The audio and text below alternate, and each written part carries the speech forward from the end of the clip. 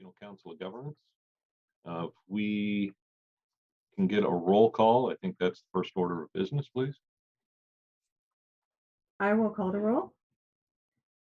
Director Jim Brown. I am here. Director Greta Connie. Present. Director Tess Albin Smith. Here. Director Scott Ignacio is Yes. here. Director John Haschak. Here. Director Tasha Alstrand. Here. And Chair Dan Jurdy. Here. Is here on the phone. Thank you very much. Excellent.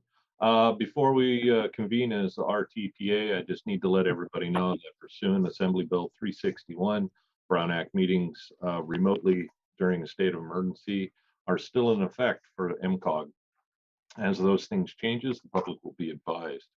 We'll go on to item 2, convene as RTPA. And what do we have under RTPA? Anything today? We reconvene as the Policy Advisory Committee and go on with the agenda for that, Okay. which you And can do we'll without any recess kind the of action. RTPA and reconvene as the Policy Advisory Committee. Thank you, Janet. Do we need a motion for that, or are we good to just go as general business? You can go ahead. All right. So the next is the consent calendar. These are items that are usually considered for approval at once, unless someone would like an item pulled. What do we have? I'll move approval. All right. I second that. There's a motion on the floor. If you could state your name for the motion maker, please, for those listening on audio. John Haschak. And the second is from Tess. Tess Albin Smith, seconds. Thank you very much. If we can get a roll call, please. Director Brown, Yes. Director Connie. Director Connie, oh, you are on mute. Oh, I'm sorry. Yes. Director Albin Smith, Here, yes. Vice Chair Ignacio, Yes. Director Haschak, Yes. Director Alstrand, Yes. and Chair Jurdy. Yeah. The motion carries. Okay. And that, Janet, that was for 4 and 5. That was for consent calendar items 4 and 5. Thank you. We'll next move on to the public expression. Unless someone has something, they can raise their hand for me and I'll try to keep an eye on you. Janet, in this meeting, who usually gives the public instructions for the public expression if anybody wants to have any? Is it the chair or is it one staff? I think the chair has. We do have a written statement there on the agenda. And Okay. of course, there are a lot of details about how you can participate, which you don't need to read, I think. All right. Just like to reiterate for anybody that's joining us for public expression, this is the time to be heard on items that do not appear on the agenda. We'll have some concurrent public expression during each agenda item. With that, is there anyone that looks like they're wanting to participate in the public expression part? And I'm assuming somebody is watching the participation list for me and will let me know if there's a hand raise out there, not hearing or seeing any. Doesn't look like we have any raised hands, and we did not receive any general public expression items prior to the meeting either. Thank you very much. So we're going to close public expression, move on to the regular calendar.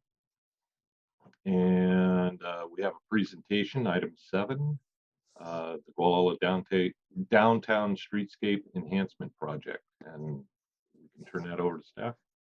All right, thank you. So I'll just give a brief introduction and then I will turn this over to the Caltrans team that has joined us today. So the Gualala Downtown Streetscape project has been in development for quite some time. Caltrans went through a public outreach effort at the beginning of this year with a virtual public meeting held in January, and had quite a period of public comment for some proposed project alternatives at that time. following the public expression or public input that was received, then Caltrans presented just a summary of those of that public input back in April at the April MCOG board meeting. Since then, they have been working on assessing the public input that was received and coming up with proposed project modifications in response to that public input. So today we have several Caltrans project team members here with us. We've got Elias Cram, Caltrans Design Senior, Frank Demling, who is, Frank has the project history. Frank was the project manager. Jeff Pimentel is now the project manager on this project. And then we have, let's see, we do have Liza Walker, the environmental head for this project. And then Caitlin, and I am sorry, I do not have Caitlin's last name handy, but Caitlin is part of the design team for Caltrans as well. So with that, I will hand it over to Elias to begin this presentation, and we'll be going through some of those modifications that they are proposing for the project. Ooh, got a little echo. Dan's coming on. I think we're getting it there. Hang on. Okay. At this time, before we start the presentation, I'd like to relinquish my seat to Chairman Dan Jurdy, please.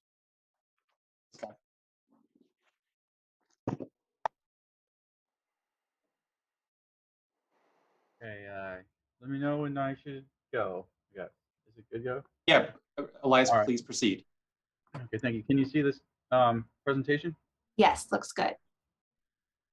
Okay, excellent. So anyway, good afternoon. I would like to welcome all of you to this virtual project update for the Gualala Downtown Streetscape Enhancement Project. My name is Elias Cram. I'm a registered professional civil engineer, and I work for Caltrans as a senior transportation engineer. You can email your comments about this presentation to the project development team at gualaladowntown@dot.ca.gov. This email address is shown at the bottom of every slide, and I'm also going to post this in chat right now to everyone. Which I just did. This presentation will be posted to the MCOG and project website after this meeting.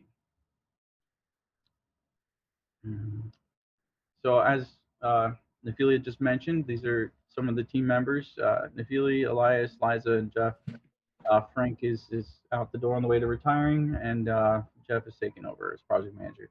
Caitlin Meyer works for in my unit on my team, and she will be the project engineer shortly. She's almost got her license, really close. Anyway, but I'm still assisting with the design modifications and analysis. Okay, this presentation will include an overview of the project's purpose and need, project schedule, new project alternative, and end with questions and answers. So, MCOG and Caltrans are committed to meeting the primary goal of the Gualala Town Plan to preserve and enhance the rural coastal character of the town of Gualala, to better integrate future development with the natural surroundings, to protect and restore coastal views, and to improve public access to the coast. The project's purpose is to create safe and comfortable facilities for pedestrian and bicycle travel through downtown Gualala and to improve traffic flow. The project is needed to reduce conflicts between motorized and non-motorized users of the facilities, which is exacerbated by existing undesignated on-street parking and minimal access control. This project is also intended to improve Gualala's visual character by incorporating landscape and hardscape features. This map represents the project limits for the Gualala Downtown Streetscape Enhancement Project, which extends from post mile 0.6 south of Center Street to post mile 1.0 north of Ocean Drive on SR State Route 1. And now Nefili is going to give a quick update on the first bullet, and then I will continue. Thank you, Elias. So one of the key parts of this project going forward is securing funding for the construction component. MCOG, in conjunction with Caltrans, submitted a active transportation program grant application in the last round of funding Unfortunately, the application was unsuccessful. However, we followed up with a meeting with California Transportation Commission staff, and they provided some useful feedback. And we'll be preparing to resubmit an application in the next round of funding with the call for projects starting in March, I believe, of 2022. So in preparation for that, we have scheduled a virtual site visit in February that'll be with CTC staff, and we'll be working with them to come up with ways to strengthen the project application, and so that we can be successful in that in the next round. And so now we will review the next steps in the project schedule. It has not yet been determined if a recirculation of the environmental document is needed, but if so, it is proposed for May of 22. Project approval and environmental document will remain as October of 2022. Plans, specs, and estimates are proposed to be delivered in November of 2023, and construction can begin as early as 2025. Okay, so let's review the alternative 4C. So this alternative is an initial construction project, is a hybrid center turn lanes with bike lanes, sidewalks, and minimal on-street parking, or minimal interim on-street parking. Alternative 4C has center turn lanes along the south part of the town with parking along the east or west side of SR1 at the north end of town. This also includes interim parking in front of the surf market that can be converted to a bus stop or landscape strip in the future. So let's look at the typical section. Alternative 4C shares the same cross-section and layout from Center Street to Church Street as Alternative 4A and 4B, except for directly in front of the surf market. And between Center Street and Ocean Drive, the parking is going to be shown on the west side, which mimics Alternative 4B, although it could be switched to the other side. At the south end of the town near Center Street, a public comment requested to see if it is possible for large vehicle parking to remain in the interim condition. While this project will not improve this area, this alternative allows for the inclusion of a bus stop or landscape area in the future.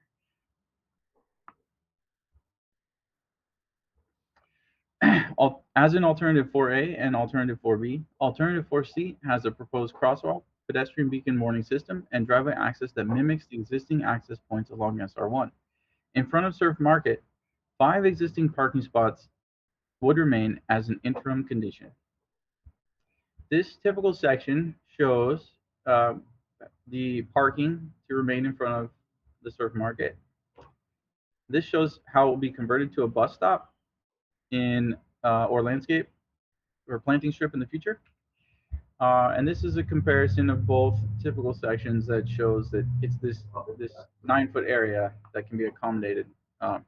So the conversion of the interim on-street parking to a bus stop or landscape strip would require minimal construction because the sidewalks and bike lanes would not need to be modified. For Alternative 4C, at Church Street, the center turn lane ends, and as the lanes shift east to allow for parking on the west side of SR1. This alternative allows for 20 parking spaces on the west side of SR1 and matches the layout for Alternative 4B. And then last slide. At the north end of the project, crosswalks will be added across SR1 and Ocean Drive. Rumble strips can be placed as well. Alternative 4C can be restriped in the future to allow for the continuous center turn lane through downtown without major sidewalk or landscape reconstruction. Public comment in January 2021 requested the project development team analyze the feasibility of a southbound left turn lane from SR1 to Ocean Drive. The project development team determined that the left turn lane is not feasible to be included in this project, and it should be included as a future project. I know I went through it pretty quick, but questions and answers, and I can go back to any slide that you'd like to see if needed. Board. Or go ahead and field. Do we have any board member questions or comments? Director Hashak. Thank you, Chair Jurdy. So thanks for that presentation. One of the issues I've heard about is this truck stop parking at the south end. So I didn't see that really listed on this. Is that being considered in this 4C? Yeah, so this slide on alternative one has this kind of like blue hashed area. Previously, Elias, Oh, yeah. it might be Oh. helpful if you share that slide again. You're not sharing screen Okay. at the I moment. lost my sharing. Yeah. Okay, can you see it now? Sorry, I went back to Yes, this. perfect. Thank you. Okay, so this is the sheet one, and it previously the sidewalk in the alternatives 4A and 4B, they were adjacent to the bike lane and they followed the road. And when it was requested that this area remain or still allow for the potential large vehicle parking, we took the sidewalk back towards the right-of-way line and along the right-of-way line to leave this space. This doesn't mean it has to be a truck stop. It could be a landscape area. It could be a bus stop. It could be something that meets the needs of the community at some point in the future, when modifications to this area is happen. However, the sidewalk wouldn't need to be reconstructed, and that's, I think that our approach with this project has been to minimize the need for having to reconstruct the bike lanes or sidewalk at all with any future projects, so that we can accommodate the ultimate project with this alternative. Right, and I want to be sure to point out that there's no, with this proposed modification, there's nothing happening in that section between the sidewalk and the bike lane that you see there. Nothing would actually be modified at this time. It's not creating a parking area. It's not creating a bus stop. It's not creating landscaping. It's just leaving that area available for some future use. And okay, I guess the question would be, what would be the approval of a, if it did become a truck stop or whatever, would there be community input for that process? My understanding from the comment was that it is currently being used as a truck stop, and they didn't want it to be hindered from being continued to be used that way right now. And so I guess in the future it would be eliminating the potential for trucks to park there, and that's what would happen. It's just not eliminating it now. I don't know if that answers your question. Does it answer your question or no? So I guess, Elias, I think maybe what would be the process for any improvement that went, whether it was creating a more defined truck parking, whether it was adding or creating like a bus stop shelter, or if it was additional landscaping in the future as a future project, what would be the approval process for something like that? Right. So within Caltrans right away, we would go through this standard environmental document process with any project. There would propose alternatives. If it was getting community input and making sure that the modifications meet the needs of the community. As a separate project, it wouldn't just be put in at some point. It would need to meet the needs of the community. And we would make sure that we would reach out to the community to get their input before moving forward with any modifications. Again, as a future project, we're just leaving the potential open for a landscape strip or a bus stop or whatever to be placed there. Does that answer? Yeah, that's great. Because one of the concerns was, it'd require a town plan adjustment. And so, that would take up a lot of time. And so if there's no immediate plan for that, then I guess that would be dealt with later. Is that correct? That is correct. And I think there's even potential, because I believe that the town plan calls for some additional landscaping at the southern end, sort of as an entrance to the community. It even leaves the option open for something like that. Okay, thank you.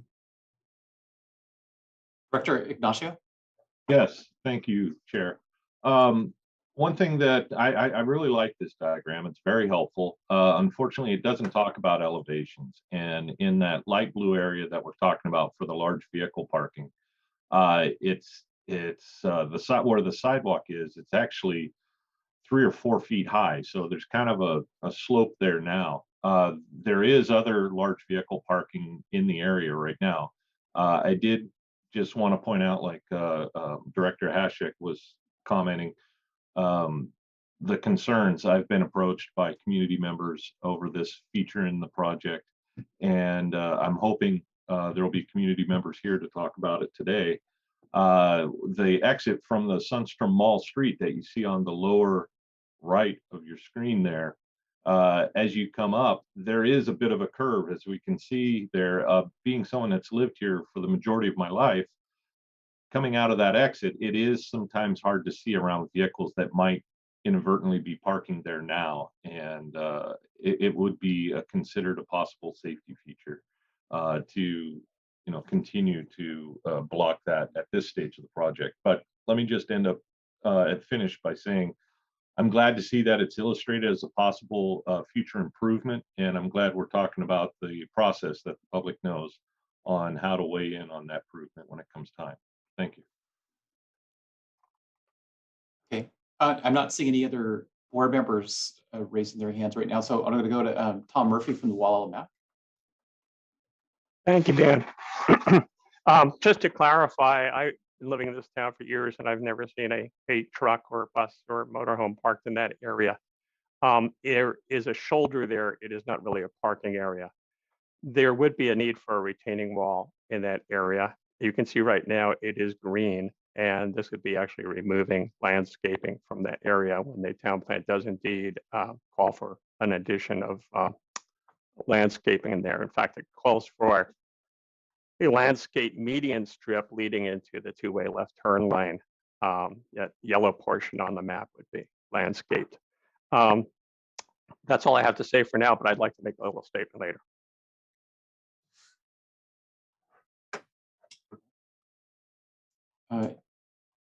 We have, I see it, Dave Spack. Sorry if I mispronounced your name. Thank you, Chairman. My name is Dave Spack. Just by way of disclosure, in addition to being a Gualala resident, I also am the project manager for the Redwood Coast Land Conservancy Mill Bend Conservation Project. However, today I'm not speaking on behalf of the RCLC, as just myself as a local resident for a number of years. I want to invite the Caltrans team to come visit the site. As Mr. Ignacio and Mr. Murphy mentioned, there are no trucks parking in the blue designated area because it isn't flat. That area there is the beginning of an upward slope that gains about 4 to 5 feet from the surface level of the traveled way up to the area in the community center property. It is used very actively in the summertime for the farmers market. This is an area that may accommodate some parking eventually, but not this intended use, and certainly not now. So it seems like an interesting idea, but perhaps a bit naive. It also does not contribute to the need and purpose of the project by placing large vehicles at this location, which would create a definite horizontal curve blind spot for people getting on and off the highway at either Center Street or at Sunstrom Mall driveway. It would create, in fact, in some ways, an eyesore, not an appropriate place to locate large trucks, particularly at the gateway to Mendocino County and to Gualala. So it's an interesting idea. I second Board Member Ignacio's compliment that it's good to talk about this idea in this setting, but it doesn't appear to be consistent with the purposes of the project nor the purposes of the town plan. So I want to encourage the board to consider this within that appropriate context. Thank you. I see Robert. I'm not sure what your last name is. Go ahead. Jungling. I'm the chair of GMAC, and I'd like to agree, or I agree with all the comments I've heard from the last couple speakers. This area is the widest area that Caltrans has to its disposal. I think it's roughly 95 feet is their easement. And like I say, I agree with the comments. The only time I see parking there is when we have farmers market or sometimes even pay and take, our local community event. The the biggest objection I would have to something like this is it is the gateway to Mendocino County. Here we are trying to promote tourism and people coming up Highway 1 from the south. And the last thing I think we want to see is some bigger vehicles parked there. If anything, I mean, the idea is noble because we have that a lot of large easement to our access, and the way it tapers off towards Sunstrom Mall entrance there on the south end of Sunstrom Mall might help from a safety perspective. I'm going to have to, sorry about this call. I'll mute myself and I'll say something later here. Hang on. So I do have a question. I don't know, Elias, if you're the one to answer this or not, but my recollection, because we've had a couple different site visits to Gualala to look at the Streetscape project over several years, and it's evolved a little bit over time. But my recollection is that the bottom of the screen is to the east and the top of the screen is to the west. Yep. And that in that community center Sunstrom Mall complex, perhaps it's the Sunstrom Mall specifically, there's a pretty large parking lot as part of that mall area. And it seems as though large vehicles, if they were getting off the highway and taking a break to get lunch or whatever they're doing as they're delivering goods and traveling through Gualala, it just seems like they could pretty easily get into that very large parking lot. I mean, the few times I've been there, the parking lot's been mostly empty. So room for big vehicles to park in there. I'm just wondering, I know that's not within Caltrans's right of way, but it just seems if there's an abundance of large parking in the general area off the highway for large vehicles, is there really a need to accommodate that on the highway? So maybe this should have said existing open space to remain, and then we're just moving the sidewalk to the back of the right-of-way line to allow the existing space to operate as it does today, whether or not the large vehicles currently parked there, or you guys mentioned farmers market uses the area. Whatever the space is used for does not really matter. It's not going to be impacted with this project by taking the sidewalk back along the right-of-way line. And we would build the sidewalk to meet the ADA standards. If there is significant grade changes, we would have ramps and landings as necessary, but we would design that within ADA standards and bring it back along the right-of-way line until we get over to the Sunstrom Mall Street.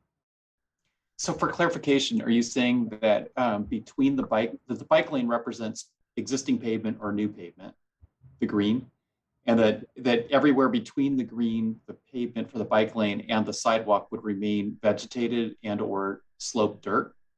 Yes. Yeah, it's not proposing to put a large vehicle parking here, and I apologize if it's misleading. Probably should have mentioned that it was referred to as an existing large vehicle parking area, but maybe it's an existing farmers market area or whatever it is. It's not going to be impacted with the project. We're simply going to build the sidewalk around that area so that it can be used as it is today for the same use it is used for today. Yeah, I think that's important to clarify. And then I also, because of the slope, if the sidewalk were immediately adjacent to the bike lanes, there's actually more potential for the need for retaining wall there because of the slope. And then I also would be curious when people, when members of the public are commenting to know, because I mean, what I'm hearing is that people are concerned about the idea of large vehicle parking, but just in general with the sidewalk kind of jogging up this slope, is that concept in general of interest because it does leave a natural area immediately adjacent to the highway at this time, or leave the option open for landscaping. And if this kind of open space is used for a farmer's market, does the sidewalk improve access to that farmer's market? Mr. Spack? Dave Schbach, thanks again. Excellent questions, Director Barrett. This sidewalk probably should be marked off. There probably needs to be some conversation with the community center about how it might affect the present and near-term future operations of the farmers market and pay and take. So at this point, again, looking at this plan, virtually for the first time today. Difficult to weigh in conclusively to your very important question of cooperation. To the notion of landscaping, you're correct that it's possible with the sidewalk at this location and the designated bike lane at the location shown in green, that there would be a much larger landscape margin area provided. In fact, an effective landscape margin area that could be quite useful and decorative. Again, I just want to encourage this group to very correctly label the intent.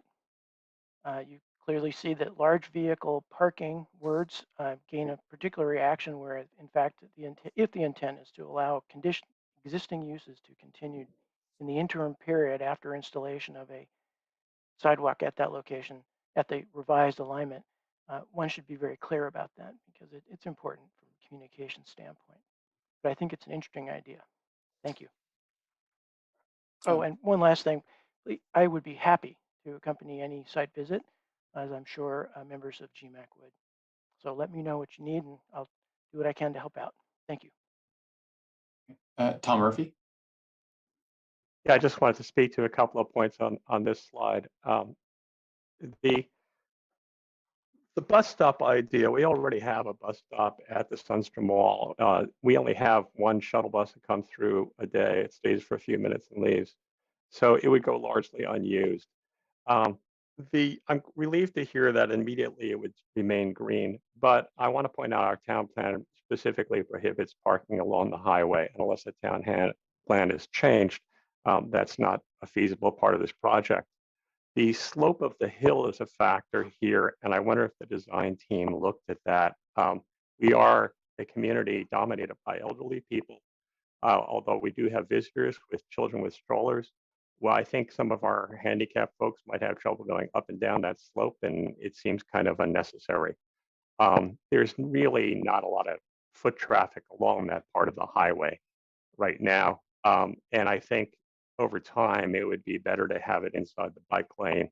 I understand you're trying to avoid future reconstruction, but in the present, you may need to do a lot of concrete work there. And if you did put in a parking area, it would create a site hazard that I'll point out later, as well as require a retaining wall of probably about 5 feet. I know that's been rejected before by Caltrans as too urban for Gualala. Again, I'll withhold my rest of my comments until a little later. Thank you.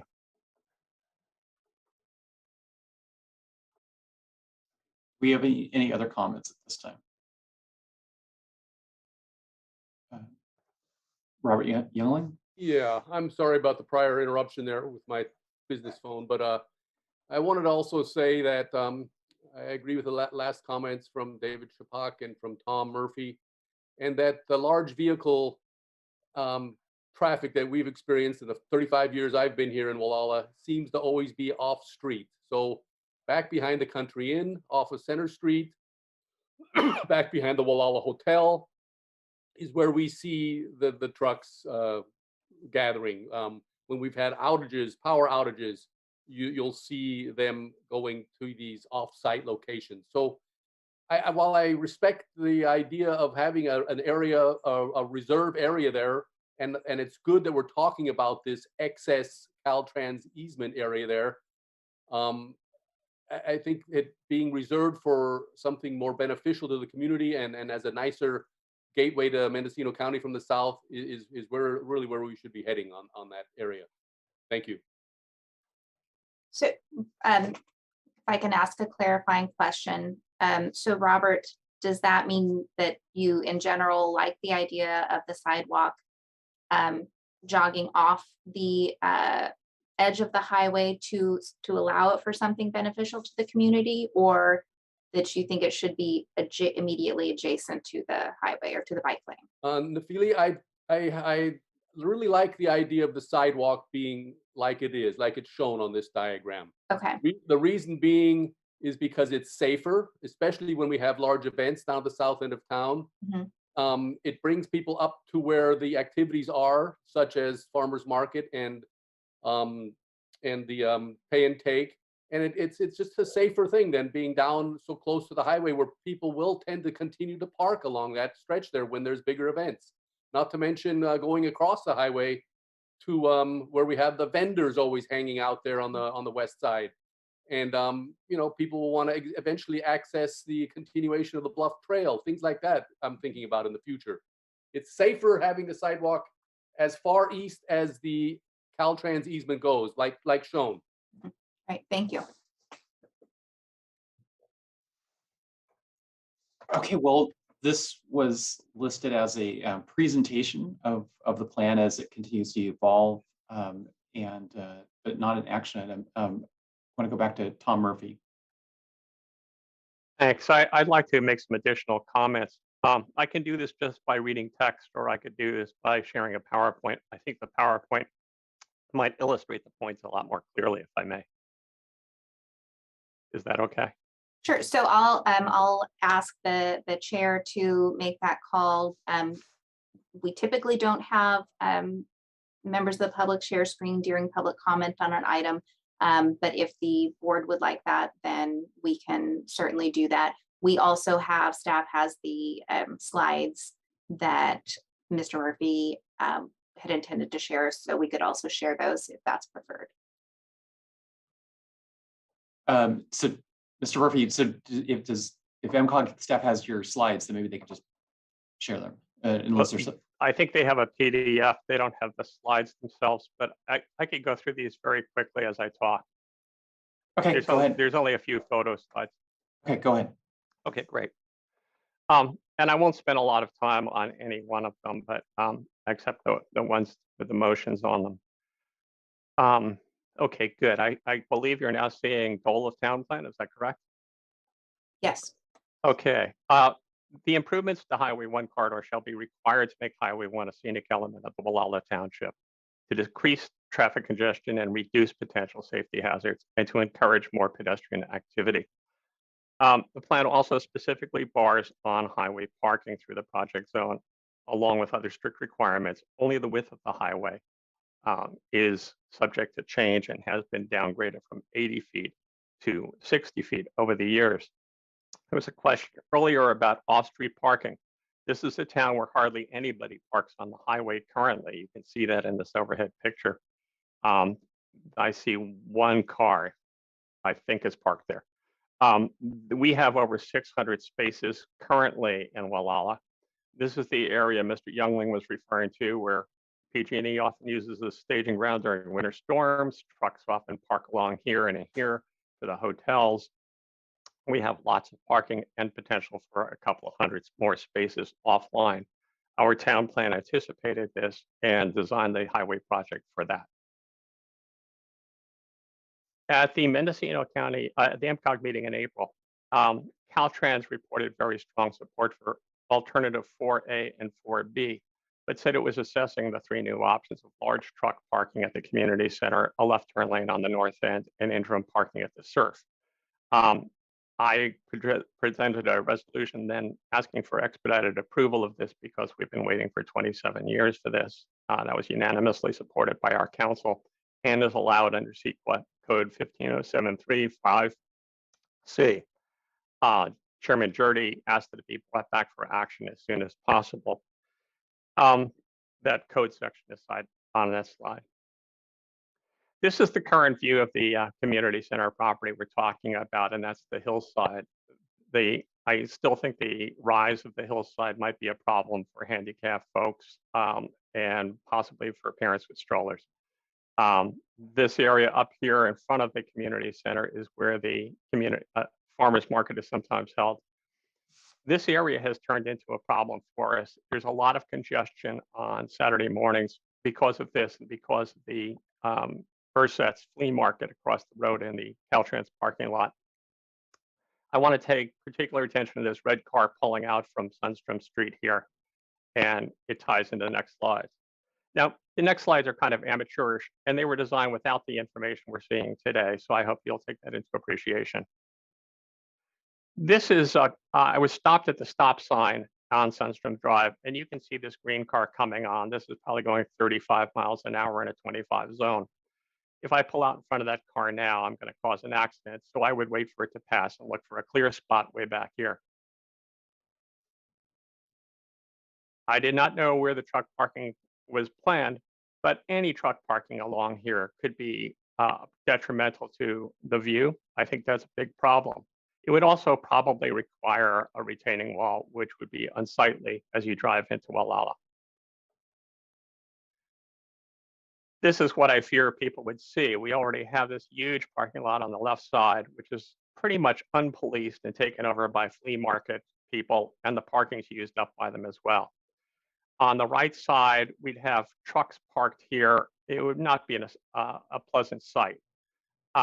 This is where the bike lane would be inside the white line, I guess, or they could move the trucks out and have the bike lane and sidewalk inside. But I'd like to read this quote from Una Workabow from the Move 2030 program. Gualala's appearance is critical to the future of the ecotourism in Mendocino County. We can't let it look like a truck stop. We need a sense of nature and beauty from Gualala to Westport. I think that's important to the entire South Coast and indeed the entire county coast going up. The idea of the town plan, as noted earlier, is to help mark the southern entrance with a planted medium and to make Highway 1 a scenic element of the Gualala townscape. This fails to do that, and I think this element should be removed. On May 6th, after this was first floated, we asked to meet with Caltrans and we asked to discuss it, but they weren't ready to talk. They did not come to our May 6th meeting despite an invitation. And so we reviewed these materials ourselves and passed a motion unanimously. Gualala MAC strongly advises Caltrans and MCOG to reject the idea of adding truck and large vehicle parking by the Gualala Community Center for the following reasons. It would violate the town plan on aesthetics grounds. The GTP says the project shall be required to help make, etc. I read that. The second point is it's beyond the project scope, which bars parking on the highway. The GDP is clear on that. It raises a dangerous safety issue by limiting visibility of oncoming traffic at one of Gualala's busiest intersections. That's not only used as an exit from the mall, an entrance and exit, but as an entrance and exit to the post office. We don't have on-street delivery here, so everybody goes to the post office every day, almost always in their cars. It's a lot of traffic. This location is inappropriate due to walking distance to closest stores. If a truck parked there and wanted to walk to the store, it's a long way. Motorhomes too. There's really no reason to ever consider this here because we have the parking off-street and it's already used. This would add considerably to the time and cost of a vital safety project the community has been waiting for 26 years. And likely a revision of the town plan would be required if you even put this into the planning. I strongly suggest taking it out. Now I'm going to shift to the surf center, the interim parking there. This has been a safety concern for a very long time. This is actually taken from the exit of the surf center trying to pull onto the highway. It's not always a big PG&E truck, but sometimes it's a big motorhome. Sometimes it's a SUV or something else, but it makes it extremely difficult to see. At nighttime, it can be worse, especially with headlights in your face. And so we looked at that issue too and came up with this motion. We advised Caltrans and MCOG that an alternative 4C, if any, of the downtown project could contain both interim parking at the surf and a left turn lane for safety at the highway Ocean Drive intersection under the following conditions. We didn't know you were going to eliminate that, but we put it in there just because we could. Caltrans would have to reverse a former finding and affirm that the current congestion level can tolerate interim parking at the surf. Last year, parking on the highway at the surf center was ruled out by Caltrans because of the congestion level there. This is the busiest part of town, a lot of traffic. It's a miracle we haven't had a fatal accident at this location, but with bicycle lanes, pedestrians, cars pulling in and out, it's not a great place for parking. We can tolerate the interim parking there, but we'd like to have a 4-year limit on it from the time of MCOG approval or the ending of the completion of the surf center project, whichever comes first. Mr. Bauer, who owns the surf center, has been planning since 2007 to redevelop the property and add significant numbers of spaces there and open up the ocean view. In a principled way, we're very much in favor of that. We haven't seen particular plans. He said in April he was hiring a new designer to complete a new draft of that plan. That's really the solution to this problem, and the interim should only be tied to that. However, the long delay in building that project tells me that we should set an interim for this. We do need the center turn lane. I'd also like to point out that the diagram we saw showed a 65-foot width, which would be difficult. We think that this can be done within 58 to 60 feet without those additional parking spaces. It would eliminate the need for reconstruction, but you would have to sacrifice the center turn lane until that 4-year period expired. So basically, we'd keep it a 2-lane road for now, and with some interim parking in front of the surf center, and then remove that interim parking and just restripe the roadway just to allow the center turn lane and eliminate that parking. We would also ask a 25-foot red curb view clearance from all driveways, both north and south, to enhance driving during the interim. And actually, we'd like to have that red curb painted now. There's no need to wait to 2025 to paint that curb red. We like to position the bike lanes inside the parking lane to enhance safety and minimize restriping needs. So you'd only be restriping one lane instead of the whole half a road. We'd like to set a parking time limit of 45 minutes for any interim parking for on-highway spaces. That can be done with signage, and hopefully the Sheriff's Department and CHP would enforce it. We'd also allow use of interim spaces by large trucks and vehicles, and that would probably alleviate any of the concern that we hear about that. Eliminate interim parking proposed in 4A and 4B on the northbound and southbound turn lanes from Church Street to Ocean. 4 was popular with the city with the community because Caltrans said, if we can't have parking in front of the surf, people do want some interim parking, and they put it on the northeast or the northwest side of the highway. Now that we're talking about putting the interim parking back at the surf center where it really belongs, we can eliminate that interim parking on the northeast or south or northwest sides. If that's not clear, I'd be glad to talk to the design team about it. But we don't want to add yet another interim parking area. The north side of town is also supposed to have a center left turn lane. And that was sacrificed to allow room for parking in 4A and 4B. We'd like to get that back now that we're talking about adding interim parking to the south. We'd also like to complete the negative declaration process begun in June 19 without recirculation per sequence section 15073-5C, parts 3 and 4. Without the truck parking at the south end of town, I believe that would be feasible, as these are only minor tweaks to the plan that's already been approved by the community as part of that earlier CEQA review. 4 was the numerical sequence that we went up to on that. And we'd ask that Caltrans return the completed concept to MCOG for action as soon as possible per direction of the council on April 5. And that's all I really wanted to share with you today. I hope that's helps to illustrate our concerns. Thank you very much for your time. I appreciate the opportunity to show some pictures. Thank you. Director Khan? Hi, thank you. Yeah, the comment that I was going to make, I think, actually ties in pretty nicely to what Mr. Murphy was just discussing. As someone who lived through the Willits bypass and a business owner on Main Street, we had these, we called them dirt strips that were left over after the project was done. And the city of Willits struggled to come up with funding and a plan to deal with those dirt strips after all was said and done. It took almost 3.5 years to actually brick those in and make them look like something nice on our street. So all I would say to those of you who are in the position to plan on this is maybe think now what you want to do with that strip. Obviously, I think it sounds pretty clear from the discussion today, nobody's excited about large truck parking, but figure out something now so that if you're 5 years out and then another 5 years out after that, you're not living with a dirt strip that your community doesn't want. So that's just my 2 cents from having experienced that in Willits. Thank you for that feedback. Don Hess?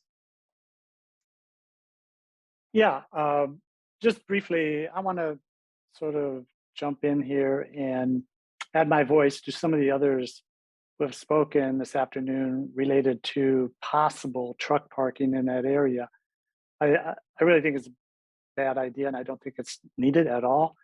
I ride a bike through Gualala fairly frequently. I don't think I've ever, except for maybe one time, I've seen a truck park there, and that was a PG&E truck.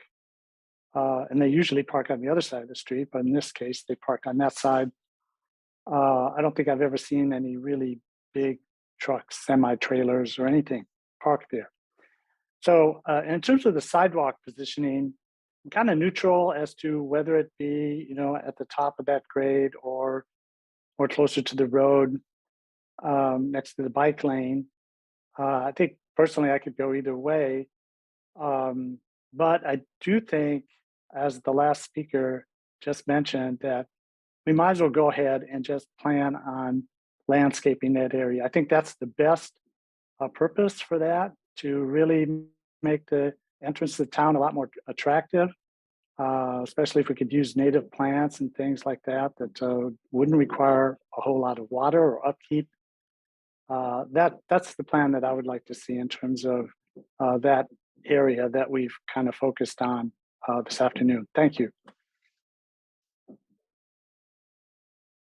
Well, the Gualala plan always generates lots of public comment every time it comes up for discussion. And in terms of retaining wall, because I know there was some comment that if the sidewalk was close to the highway, then or close to the bike lane, that it might require more of a retaining wall. I think Gualala may have the most attractive retaining wall I've seen anywhere, and that's at the gas station. I don't know if it's a Chevron station or what, but I think it's got the mosaic design that someone put in. So if there is a retaining wall, maybe you guys could contact the artist that installed that. I think it's it's something you remember anytime you drive through Gualala.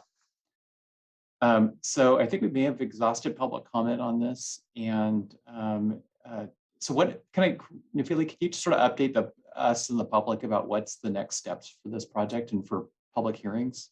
Sure.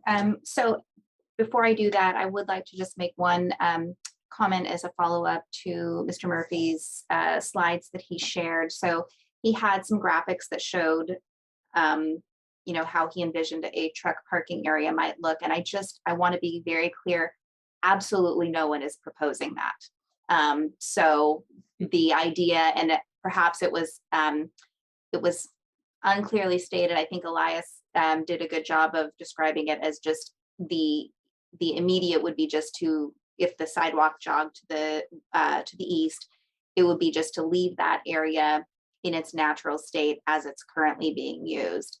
No one is proposing that the large retaining wall to accommodate truck parking, as was shown in that slide. So I just want to clarify that. And then regarding next steps, so Caltrans will be determining whether recirculation of the draft environmental document is needed.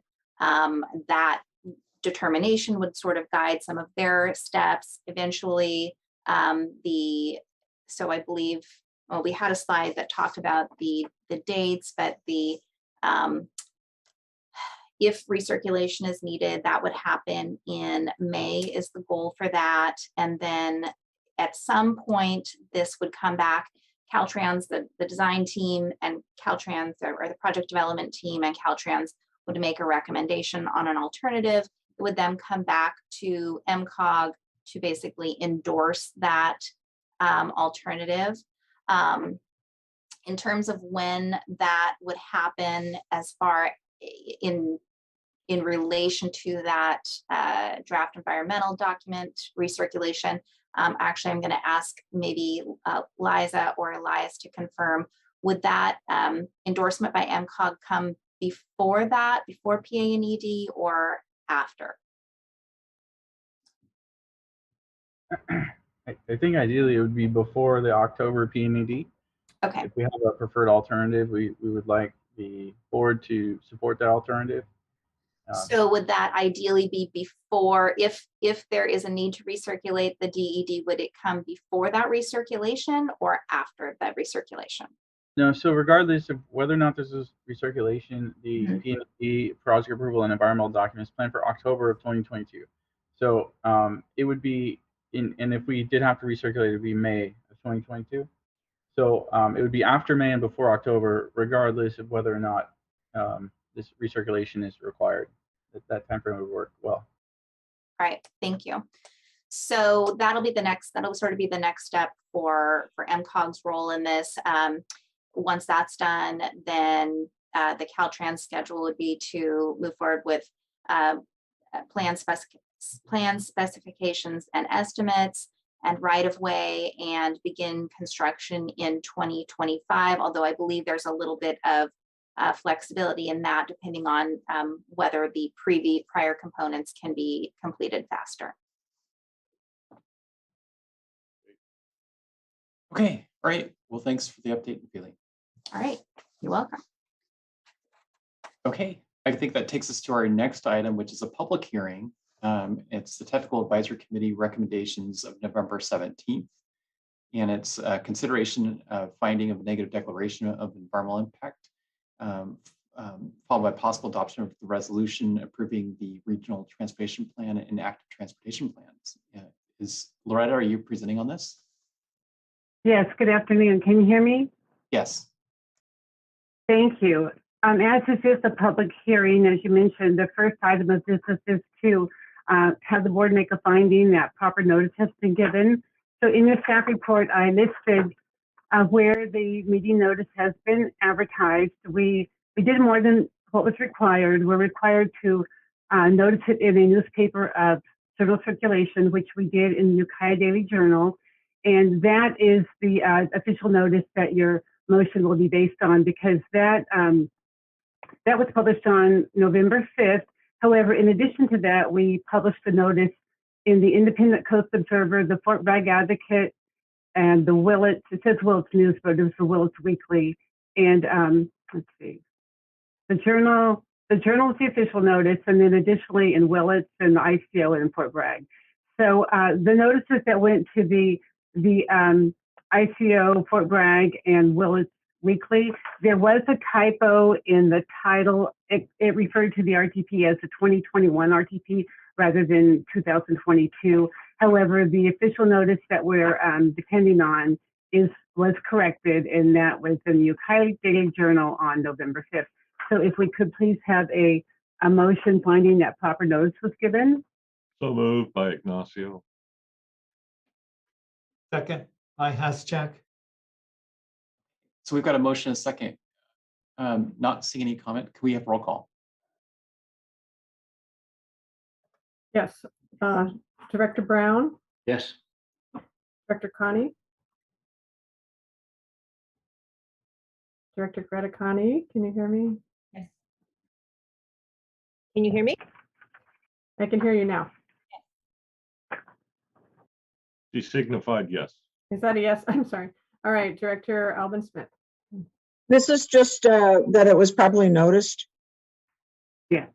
Okay, yes. Director Ignacio, Yes. Director Haschak, Yes. Director Alstrand, Yes. Chair Jurdy. Yes. Motion carries. Thank you. And so I will briefly go over my staff report, and then we'll be happy to answer questions and give you as much or little detail as you want. So Loretta, before you go in, I think I want to then open up the public hearing at 2:30. Okay. Okay. Thank you. Thank you. So as you all know, over the past year or more, MCOG staff has been working with local agencies, Caltrans, and public stakeholders to update our regional transportation plan and active transportation plan. We've mentioned before that this is the primary planning document for MCOG for the region, and the last one was adopted in February of 2018. So with the four-year update schedule that we're on, this new update needs to be adopted by February 5th, 2022. We hope it can be done today, but if not, it could be continued to the February meeting. And the active transportation plan this time is included within the regional transportation plan as the active transportation element. As we've mentioned before, the public outreach for this update has been virtual due to the COVID pandemic. We had a thorough virtual outreach process using Social Pinpoint, an interactive online platform that we posted on MCOG's website. It had some tools for commenting and making comments on map and taking surveys. And we advertised that the availability of that platform through various methods. Then in addition, stakeholder outreach include a presentation virtual to the tribes, Mendocino County tribes at a Caltrans District 1 meeting, a recorded informational presentation posted on both the county's YouTube channel and on MCOG's website, and virtual presentations at various municipal advisory council meetings and the Mendocino County Climate Action Advisory Committee meetings. So as you know, at last month's meeting, we gave a pretty thorough presentation on the draft, a PowerPoint presentation, and we posted the draft on MCOG's website on October 15th for public review and comment. We followed up with press releases to local news media and notifications to our large mailing list of the availability of the draft documents for review. The proposed CEQA document was also prepared and distributed as required and sent through the state clearinghouse and posted on MCOG's website. So now we have updated the draft that was posted on October 15th, and we've given you and posted the final document. We included some stakeholder feedback as we felt appropriate, and it's now before you for action. So I would like to maybe review a summary of the revisions that we made to the final since the draft was posted. And then in addition, I received a letter today, which I sent to the board today, from Dave Schbach with some late comments. The Technical Advisory Committee considered the draft RTP, ATP, and negative declaration at their November 17th meeting and unanimously recommended approval. So at this meeting, like I said, I will summarize the comments received, and then we will accept public comment. And after that, the first action of the board will be to consider the negative declaration. So unless there's any questions, I'll kind of briefly summarize. After the draft was posted, we received a Caltrans comment letter, and we addressed those comments as we felt appropriate. So a few changes that were made. In the introduction section, we updated the public participation plan information. We listed some federal agencies that received the CEQA notice, and we added a little bit more about the fire vulnerability assessment plan that MCOG had prepared a year or two ago.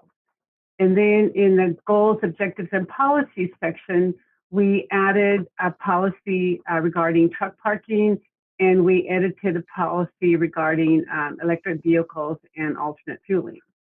And then if you want me to go to specific sections, let me know. Under the state highways section, the changes that have been made since the draft was posted was that we added some information about the new Clean California grant program. We added an ADA project requested by Point Arena in and near Point Arena. We separated the narrative description of State Route 1 and State Route 128. It was updated based on some information on the both routes are now on the interregional road system. So before they were combined, so we separated those out. We had a request to add some more information about the flooding on Garcia River. We added a little bit more information that Point Arena had requested about some drainage and safety issues. And we added in the state highway section information under performance measures regarding the unusual weather conditions that will need to be factored in on that performance measure. We added a Richardson Grove project for PA and ED on that project preliminary project approval and environmental document. And then we did some minor editing of some information on transportation concept reports requested by Caltrans, and we updated the Table 5 PID list from Caltrans. Under the local streets and roads section, the changes that were made since the draft was posted, we updated the section on pavement condition index to reflect the work that's currently being done by the consultant on that project, or the result of what's coming out from that project. We just did some minor editing of titles and some project lists. We edited the tables for the local cities on their short range projects to add some missing information. And let's see, we already mentioned that Point Arena added a Port Road project.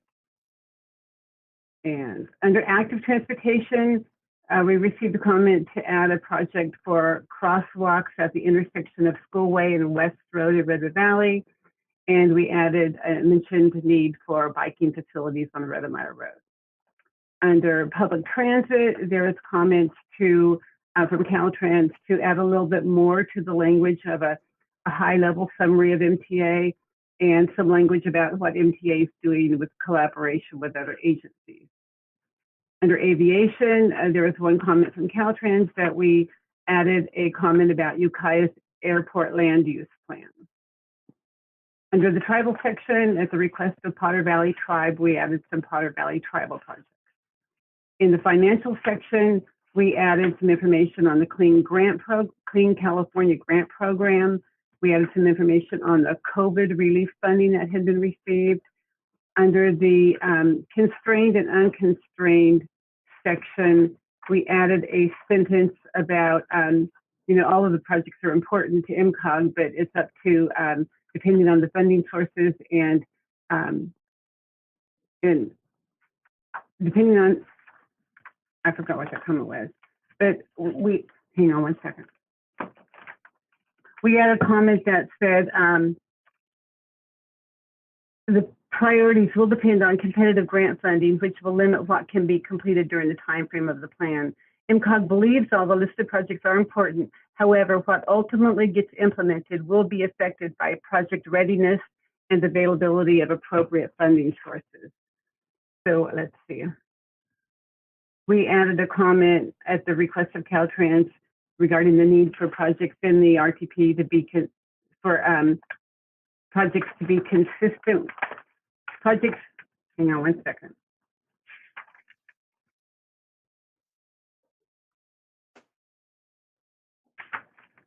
We added a sentence to say that MCOG requires that all projects funded with Regional Transportation Improvement, RTIP funds, are identified in or consistent with the Regional Transportation Plan.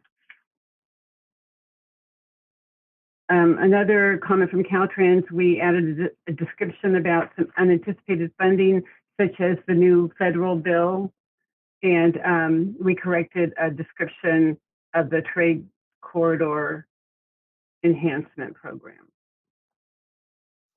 And then we amended the appendix for Caltrans shop projects and bridge list.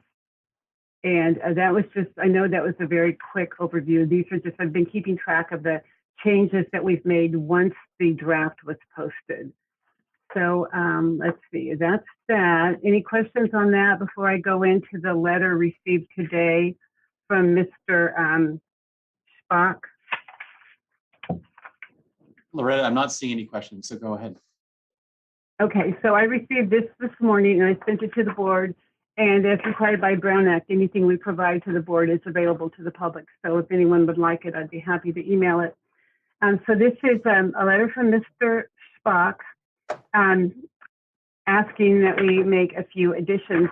So I reviewed this with the executive director, and I believe that we've addressed these items, but perhaps not to the level that Mr. Spock would like. So he's got three main sections. Under the state highways element, he is asking that we add information on the Gualala downtown streetscape plan. So my response is that this project is included. It's not included where he mentions in the state highway element. it's included in our active transportation plan portion of the RTP, but it is included in the action plan as a short range project. He's asking that additional features be added to the RTP and additional information, detailed information. So we don't feel that it would be appropriate to go into that type of detail on the RTP for several reasons. The existing program project is included, and as you just heard, Caltrans is still working on details of this project. So Nefili, did you want to say anything else about that response? And that was on Mr. Spock's request to add more on the Gualala project. I'll just add that so that the project itself, the current project itself, is identified as an action in the action plan, and then other concerns that it would address are identified in the needs assessment of the active transportation section as well. Okay, thank you. And then Mr. Shuck's second comment is in the county maintain local streets and roads element. He says that the inventory of safety and operational needs omitted specific input provided during public outreach. So I went back to the comments during public outreach and I found the comments referred to, and they are addressed on page 76 in the ATP element. There are 3 bullet points that list those comments. So so again, we may not have listed the detail that he wanted, but that's not our intention in the public outreach. We try to, list the general needs that come to our attention, and we listed 3 bullet points that directly refer to the comments he made. And so then he talked about the inventory should include concerns about speeding between certain intersections. Well, on page 38, we do note speeding concerns in Gualala, but we don't mention certain intersections. And on page 35, in the whole section about Main Street, it lists the Main Street communities, and it already talks about speeding is an issue in these communities. So we don't feel that it would be appropriate to put in that level of detail. We haven't really done that with other things. It's really better for us to be flexible. Speeding in the area is noted as a need. So any projects that the agencies would, apply, I don't know what kind of grant funding they apply for speeding, but any kind of improvement projects to mitigate speeding, if they were to come up with a grant project, it's really better to be flexible, and they could at the time decide what areas need improvement or need to be addressed. And so we don't feel like there's a need there. And then thirdly, the comment about the active transportation element. He says, although the text introducing Table 17 purports to be the result of public input, well, actually the text says it's from agency input, planning documents, and public input. So he's recommending that a specific project in the Gualala neighborhood parks access should be added.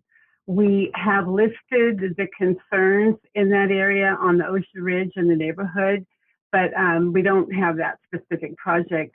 And the needs have been identified for improvements, bike and pedestrian improvements in the area.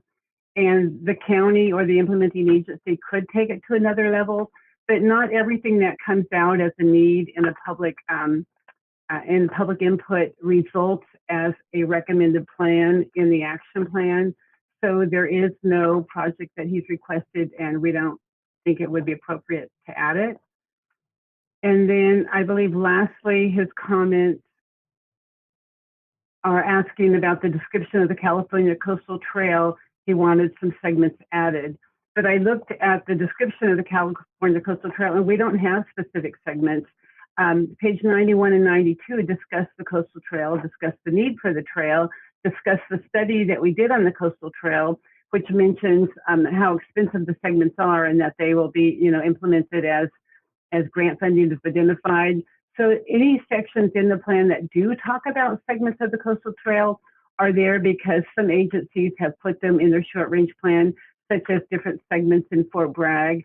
So, I mean, there are throughout the document a couple of segments mentioned, but it's because they've been put in by agencies. There's not really a description of all the segments of the trail.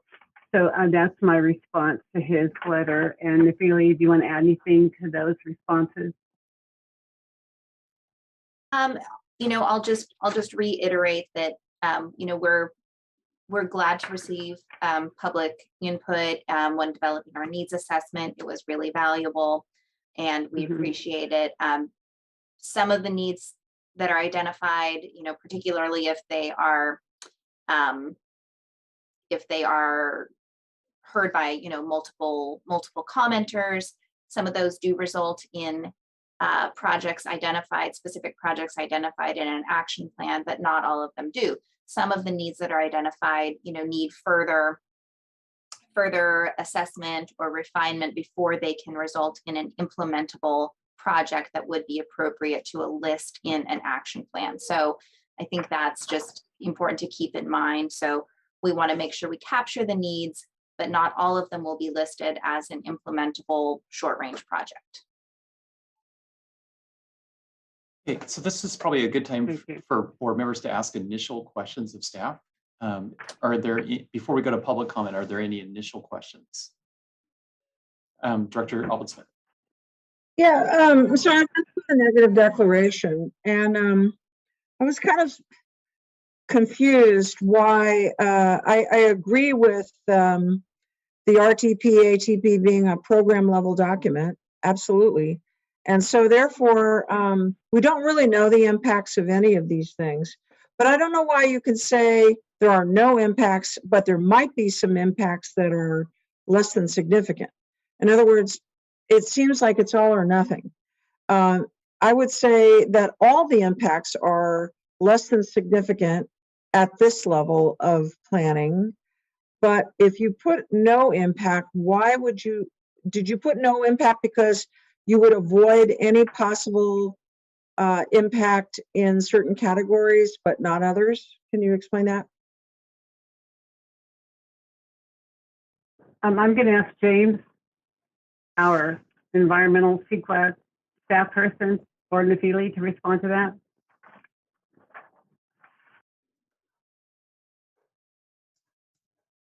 Let's see, James may be muted.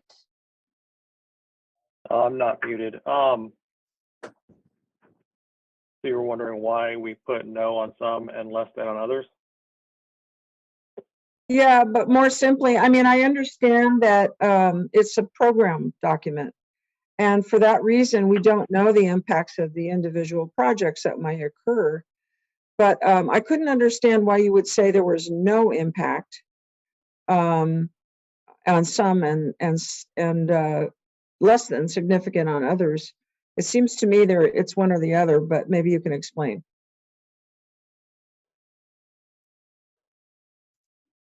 I actually don't have that great of an explanation. I worked with another coworker on this, and he had some more CEQA knowledge than I did. But I honestly don't have a very good answer for you for that question.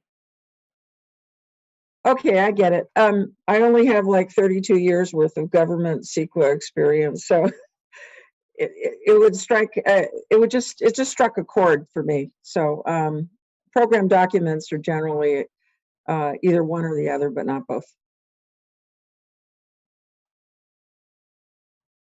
Okay, well, that's good to know for the next time.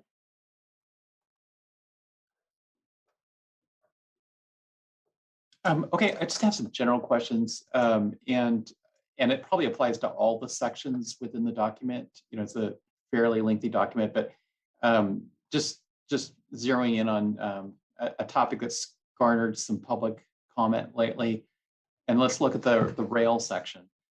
In the rail section, there's quite a bit of narrative that it's sort of, some of it's historical, some of it's incidents that have occurred more recently. For example, the closure of the tunnel between Fort Bragg and Willits.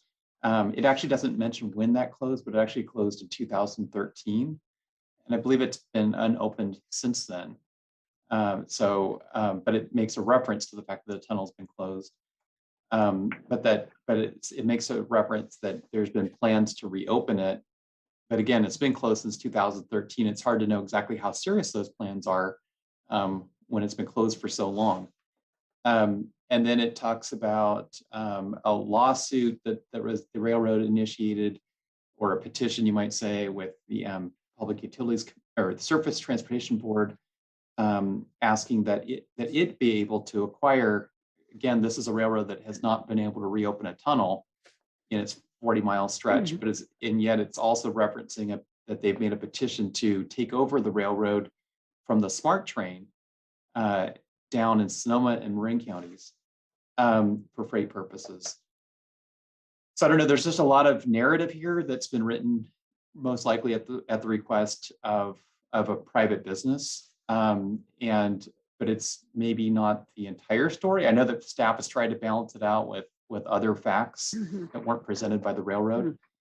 But you know, like one item that may or may not be fact that's in here, it says that let's see, have to do with whether or not the California Western Railroad Mendocino Railway is a passenger train. It says PUC regulations for passenger train service apply to the California Western Railroad, even though it primarily operates as an excursion rail service.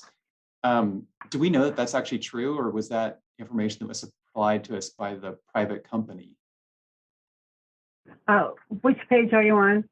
So that's on page 104. It's the second to last paragraph, the last sentence in the second to last paragraph. It says PUC regulations for passenger train service apply to California Western Railroad skunk train, even though it primarily operates as an excursion rail service. Well, I'd say actually right now it exclusively operates as a passenger and has since at least 2013, because no freight can go, beyond tunnel number 1 outside of Fort Bragg. It also mentions that it operates, paragraph above that, it says operates, is again primarily as an excursion train. Again, it's exclusively as an excursion railroad. It says operating over a 40-mile route. Well, it actually operates segments of a 40-mile route because it's not a continuous 40-mile route. The tunnel is maybe 2 miles east of Fort Bragg. Maybe 3 miles. So anyway, if we're not going to adopt this today, I'm just wondering if there's maybe a little more time that we should spend just validating some of these. I appreciate the fact that I think MCOG staff's trying to balance out what gets presented by different entities and try to ensure that it's factual. But I don't know, just reading the railroad section in particular, I'm not sure that it's really giving the true situation. I mean, it is exclusively an excursion train. Dan, I am looking back at the 2017 RTP, and in answer to your first question, that statement about the PUC regulations was in that RTP. So that's not a change. PUC regulations for passenger train service apply to the skunk train, even though it primarily operates. That was in the. So though that may have been pre-existing closure of the tunnel, that probably goes back. If it was in the 2015 RTP, it may predate that as well.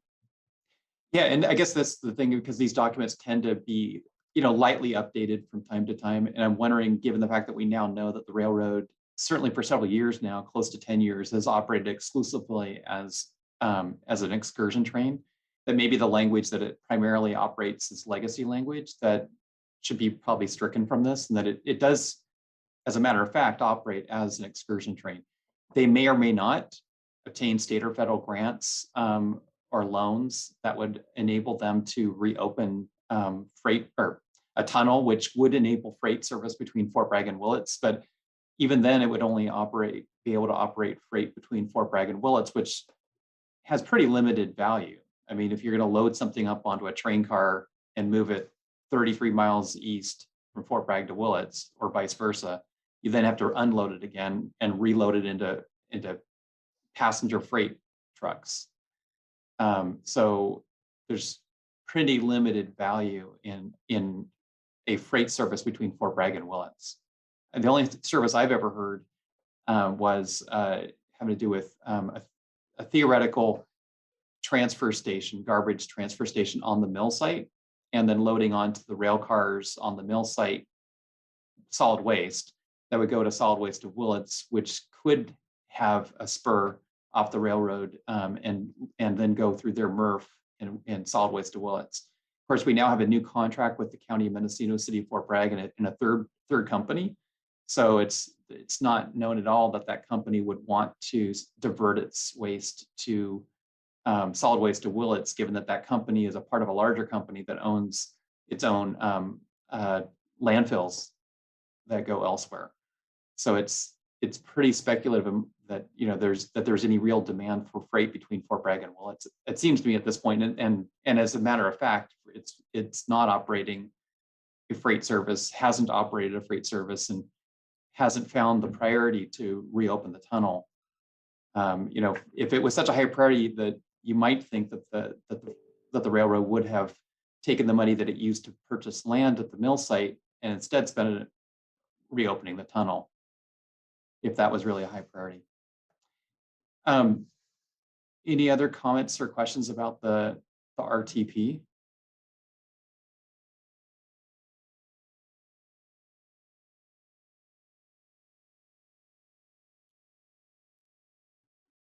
Do we have any public comments on the RTP?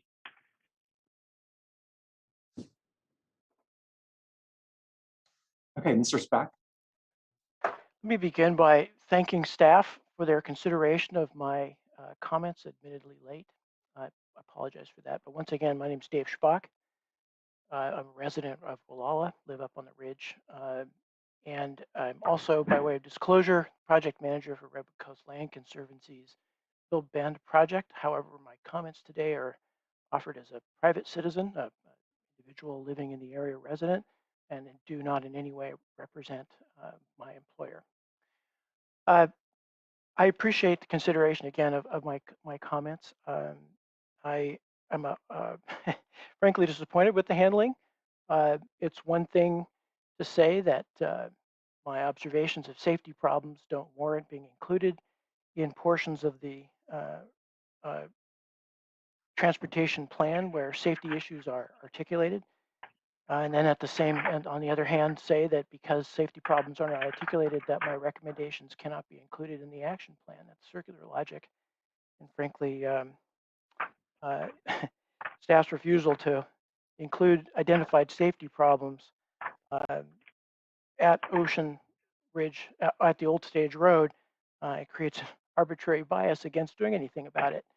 And this is the time to get these types of works in the plan, particularly looking forward over the next several years where MCOG and the county and Caltrans may be the beneficiaries of some funds that are, again, just very dynamically being allocated. So we don't want to miss this opportunity to get work done that could improve safety, that could encourage active transport, particularly in locations that are residential and that provide access to the public's assets, such as neighborhood parks.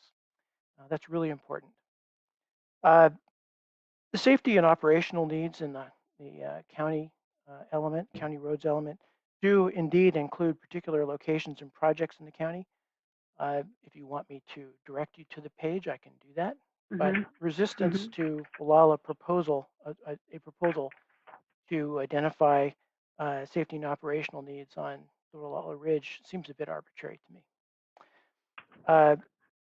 I want to acknowledge, as a professional planner working in the industry for many years of transportation planning and environmental planning, that not all ideas can get into these types of plans. They need to be vetted properly and appropriately. And that's where there's always a test in these types of plans for an explicit description of the methodology, the criteria, and the procedures used to evaluate and screen proposals, ideas that come from the community and from agencies. This draft of the plan does not include any description, either objective or fact-based, of the methodology for screening recommendations. That might be an oversight or it might be a convenience. I don't know. There's no basis for concluding one way or the other. But the absence of staff familiarity or multiple inputs on a particular topic are not objective measures of merit. So I'd ask you to consider once again my recommendations, and I am available to you at any time to either introduce you to the sites personally or to provide additional data to assist your evaluation. I appreciate that the Gualala Downtown Streetscape project appears in several places in the document, and that it is perhaps from an active transportation planning standpoint articulated most specifically in the ATP portion of the plan. However, I'd also mention that the highway element is quite explicit in describing the Highway 1 through town as a Main Street project that would benefit from complete streets enhancements. And it is specifically listed on page 40. So I'm a bit mystified by staff's confusion about where this project shows up or doesn't show up. One last note, I do acknowledge that my detailed recommendations related to the Gualala Downtown Streetscape Master Plan probably don't belong here. This is a programmatic document that identifies overall projects without getting into particular design details. And so I apologize by burdening the input with that excessive detail, and I'll follow up with Caltrans as appropriate. I am available for questions. Thanks so much for your consideration and all the hard work that's gone into this a very important planning process.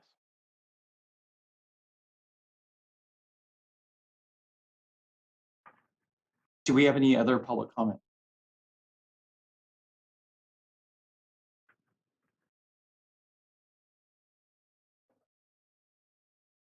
Okay, Mr. Hess. Yes. First off, I'd like to say I have not reviewed entirely this document. I just became aware of its existence shortly a while ago. But I did notice a couple of policy sections. I'll read them to you. They're brief. Policy CCE 2.6, continue to encourage private and public investment in a countywide electric vehicle charging station network and seek funding to fill gaps in the network, and continue to participate in multi-agency planning efforts to expand EV charging station networks. Policy CCE 2.7, continue to update MCOG's zero emission vehicle ZEV regional readiness plan as needed. I point out these sections because personally, I really feel strongly that as a climate action, moving to electrified transportation is absolutely critical. It's not an optional thing that we can or can't do. It's absolutely necessary if we want to bring our greenhouse gas emissions down. If I'm not mistaken, approximately 40% of California's greenhouse gas emissions are from the transportation sector. So that shows you how critical bringing these numbers down are. I have been working for a couple of years now on GMAC, trying to get some kind of EV charging station set up in Gualala, which we feel is a strategic location in Mendocino County because it's a gateway to Mendocino County. A lot of travelers coming up from the Bay Area.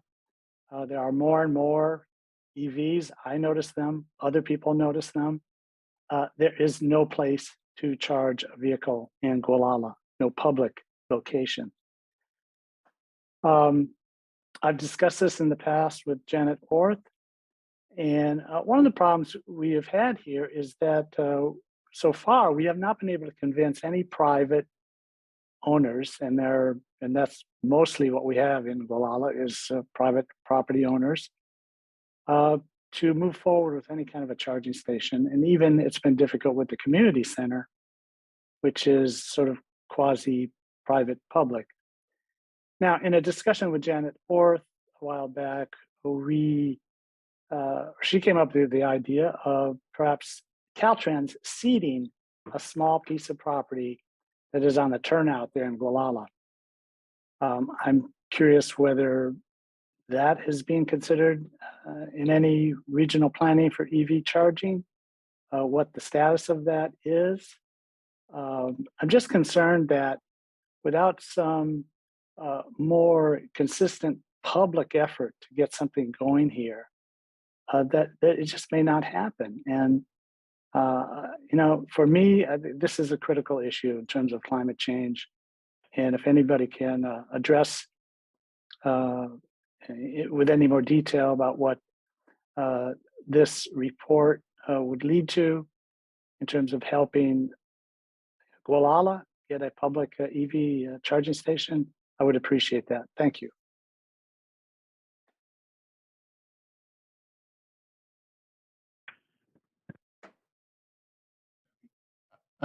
Loretta or Janet or Nafili, do you have any comments on that?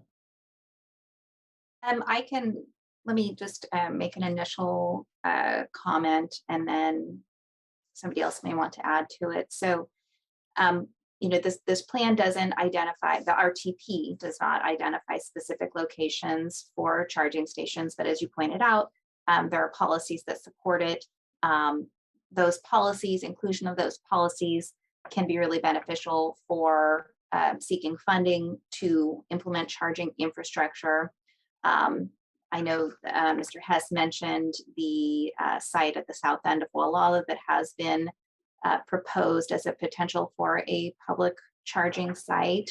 And Janet, I think, could probably speak more to that. She's more closely involved in that process. Janet, do you want to fill in? Yes, it's been some months since we talked about that site. There is a good site there in the Caltrans right of way, and I've talked to District 1, to Brad Medham there in planning. And we talked about several alternatives. I think the ball's kind of in their court right now as to what could possibly go forward there. There was a problem with Caltrans policies around right of way, and that they can't have services that collect any kind of fees on the right of way. However, I think that may be changing. There's a discussion at higher levels of state agencies about that. And we can see what those changes might be. I think that seems to be softening is what I'm trying to say. I'm not sure exactly where it is right now. So there was some talk about possibly relinquishing a small portion of that right of way near where the transformer is and where power could drop there. And that would entail the county taking on a piece of property. And that's not something they're eager to do to kind of add to their responsibilities. So there were several options in play on that particular station. I would like to point out that we haven't yet seen the results of the Cal EVIP program, which is California Electric Vehicle Infrastructure Project, and that's the primary grant making right now from the California Energy Commission for incentives for both public and private EV charging station infrastructure. And so all of the money in the the Sonoma Coast Incentive Project, which is Mendocino and Sonoma counties, has been fully subscribed, but they haven't yet released where the locations are for those proposals. So we know that there were a lot of takers on people who want to get those large rebates on installing chargers, but and they're primarily in the program that we were involved with designing with Sonoma Clean Power. They were up and down Route 1 where we haven't had enough stations, and some of the inland highway corridors, not 101, which is already getting some. So we know there are a lot of communities in the county that should be receiving those funds, but it's kind of a long process and goes through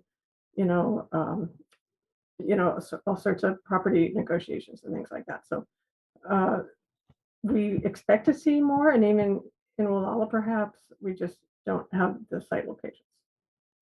So that's sort of where things are right now. Later in the agenda, I was going to mention the recent California Energy Commission's investment in the Clean Transportation Program that just went through. So there's a lot of money coming down. And then there's something in your info packet there. Yeah, and thanks for that update, Janet. I want to thank you for working on electric vehicle charging stations for probably more than a decade now. And and it's exciting to see there's going to be $7.5 billion in the infrastructure bill that will be available nationwide for electric charging stations. So, so we're going to see some money from the federal government for the first time, I think, ever for electric car charging. Do we have any other public comment on the plan?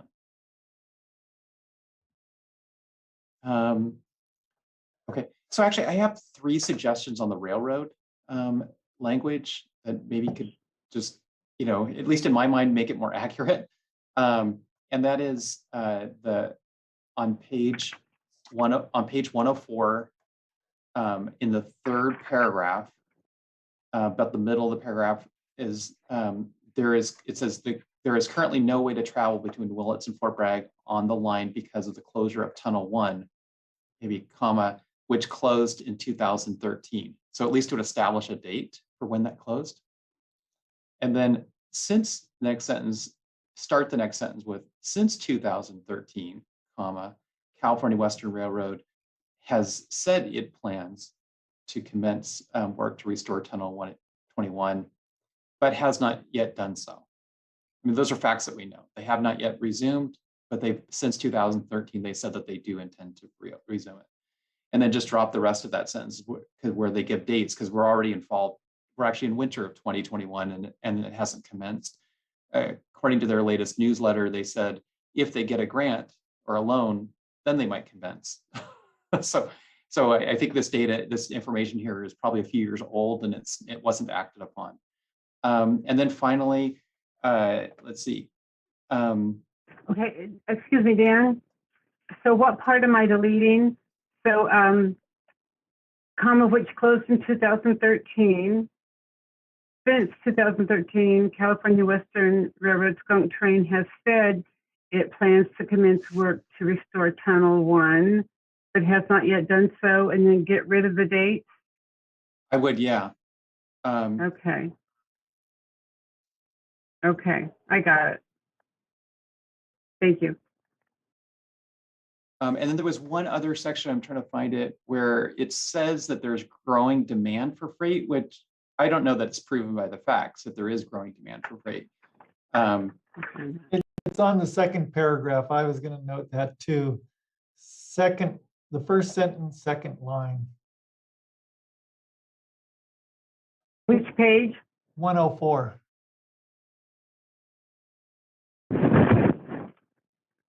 Okay, John, why don't you pick it up? Because I'm not right now scanning Okay, where it it says it. says, the start of the paragraph, today, the California Western Railroad Skunk Train continues to be primarily an excursion railroad operating over a 40-mile route. Oh, no, sorry, wrong paragraph. Okay, next paragraph, freight service is not currently provided along this rail line. However, the planned restoration of Tunnel Number 1 will allow CWR to meet the growing demand for freight service once complete. Yeah, and I think that sentence would read more accurately to say freight service has not been operated along the rail line. However, if Tunnel Number 1 was to reopen, California Western Railroad could meet any demand for freight between Fort Bragg and Willits if such demand in fact exists. Because we don't know that there's any demand for freight between Fort Bragg and Willits, but that would be a possibility if the tunnel was restored. We also don't know the condition of the railroad trestles and whether or not they could actually support freight. But I didn't get all that. Could you read it again slower, please? yeah, so on that paragraph, freight service has not been provided along this rail line. However, if if there were to be restoration of tunnel number 1, California Western Railroad could meet demand, provide freight service between Fort Bragg and Willits if there is a market demand for freight between Fort Bragg and Willits. Okay.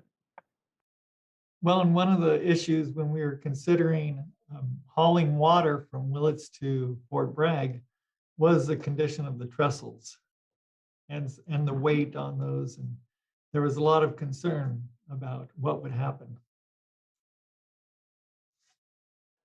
Okay, thank you for Supervisor Hatchak, Director Hatchak, for finding that paragraph.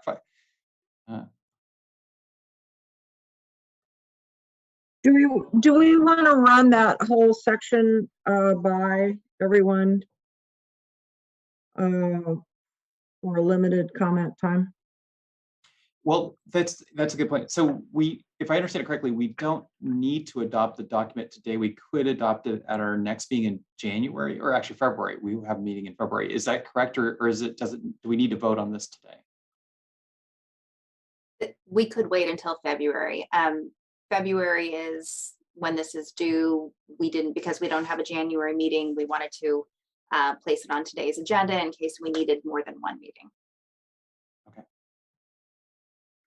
And then just finally, is there a way that we could verify between now and February that the Public Utilities Commission would consider an excursion train the same as rail service? Yes, we could absolutely confirm that. And I did look back at an older RTP, and it looks like that that statement predates closure of the tunnel. So conditions have changed. So Warren's looking at that. I would also, just because I wanted to follow up on Mr. Schwach's comments, if the board does continue this to February, I think that we could look at just more clearly addressing his comments. And it wasn't, I want to be clear, it wasn't our intent to ignore those comments. We felt that some of the more general statements that we had included incorporated his concerns, but we can, particularly if we're not adopting today, we can go back and more specifically address some of those things. Okay, I appreciate that. And I see in the comments that he said that he would be happy to provide some additional details in writing that might help. Director Hatchak, do you have your hand raised? You're muted. Sorry about that. I forgot to take it down. Okay. Well, if we have no more comments at this time, it's 3:20. I think we could either keep the public hearing open and continue it to February, or we could close the public hearing and just continue the item for action in February. Is there a preference? Staff does not have a preference, so it's up to the board.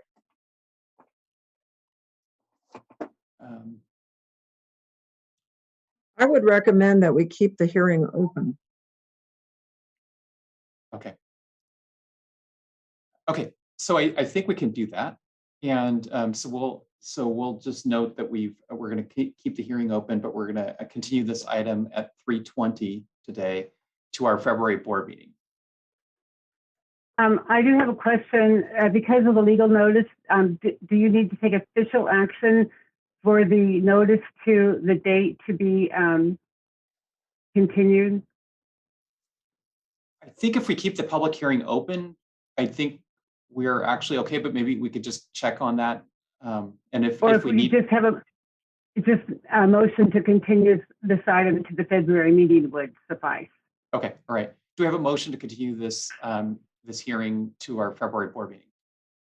So moved. Check second. Okay, we've got a motion and a second. Can we have roll call?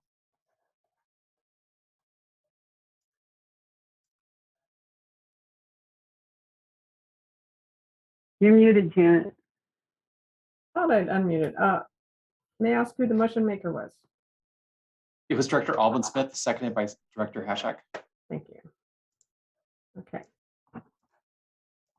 All right, Director Brown. Yes. Director Connie, Yes. Director Alvin Smith, Yes. Director Ignacio, Yes.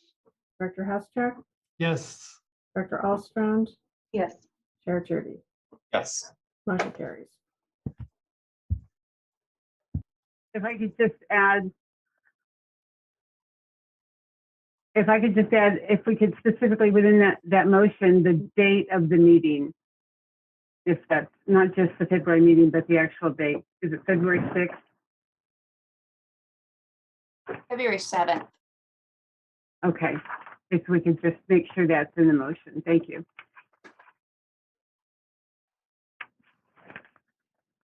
Okay, so it looks to me like the makers of the motion are confirming that it's okay to incorporate February 7th in their motion.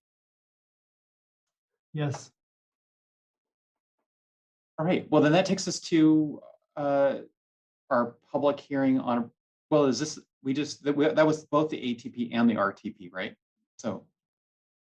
Yes, so now we are on item 8B, the public hearing, another public hearing for the Regional Transportation Improvement Program.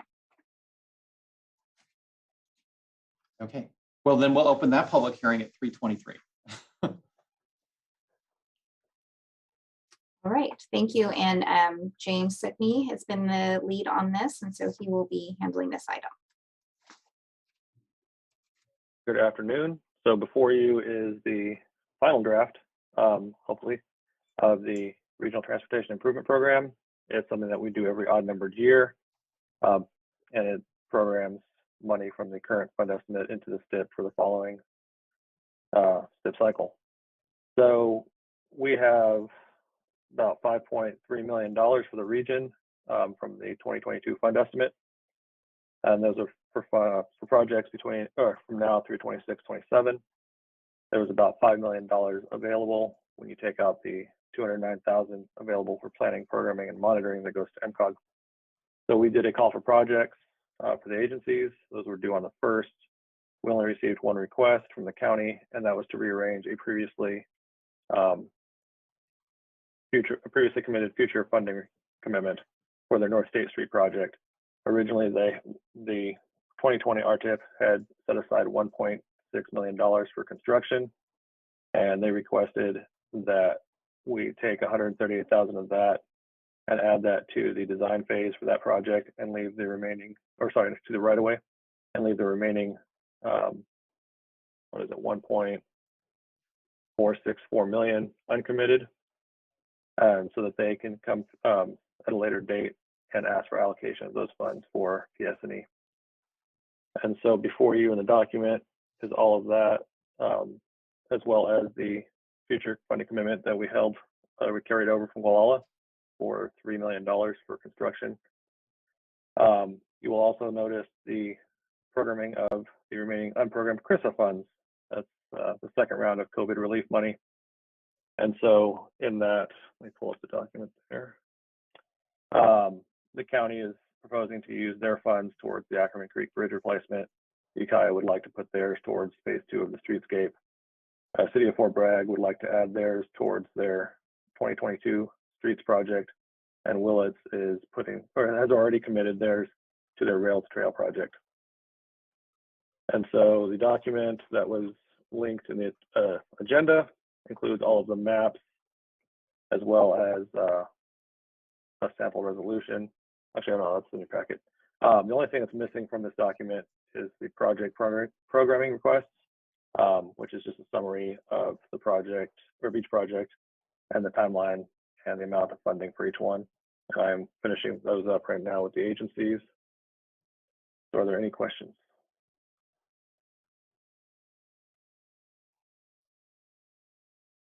James, I'm not seeing any. Do we have any public comments?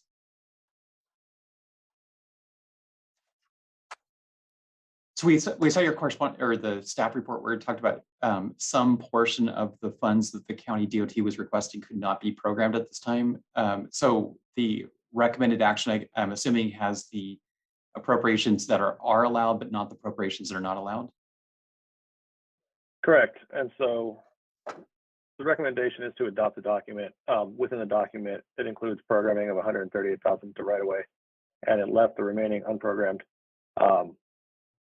SIP guidelines do allow agencies to come in for allocation above the amount that they have programmed, as long as there is money available to allocate, which is why they requested that we leave the rest of that 1.6 million unprogrammed. So as long as that money is sitting there, they can actually still use it. They just can't put it into the design phase because those funds are in this fiscal year. Okay. Right. And I'm sorry, I'm not seeing any public. Do we have any public comment on this hearing? Okay, go ahead, Mr. Jack. Thank you very much. Just a quick question. My understanding, looking at the resolution that's been drafted for this, that the budget set aside for constructing the Gualala downtown streetscape is $3,050,000. Is that correct?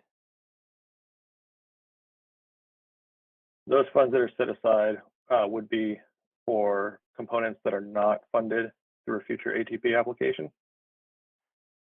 I'm sorry. To try to close. Is this is the amount of the future ATP application, or these are amounts? This amount $3,050,000. This is currently in hand and set aside for the Gualala project. It is a future funding commitment. So right now, it's just unprogrammed, and it would be programmed at a later date. Since we can't program or partially program a component, we have to leave it unprogrammed. And so it'll get programmed in the future, as long as we have a successful application that can fully fund the project. Great, thanks. I'll add to that a little. So we are, as I mentioned in the previous presentation, we're planning to apply for an active transportation program grant to fund construction. The amount that we have set aside here is to accommodate components that are not eligible for funding under that grant program. This is not enough money to fully fund construction though. So we don't have the capability at this time of funding construction of that program without additional grant funding. So if I might paraphrase what I think you just said, Director Barrett, is that the $3,050,000 represents non-ATP funded elements of the Gualala project. Is that correct? It does. It may not all be needed because that was just a dollar amount set aside. We did not know what the total of non-eligible items would be. So it is up to that amount. Hopefully we would not need that much. We actually believe that the majority of the project cost should be eligible under the program. Excellent. Thank you so much for answering my questions. I appreciate it.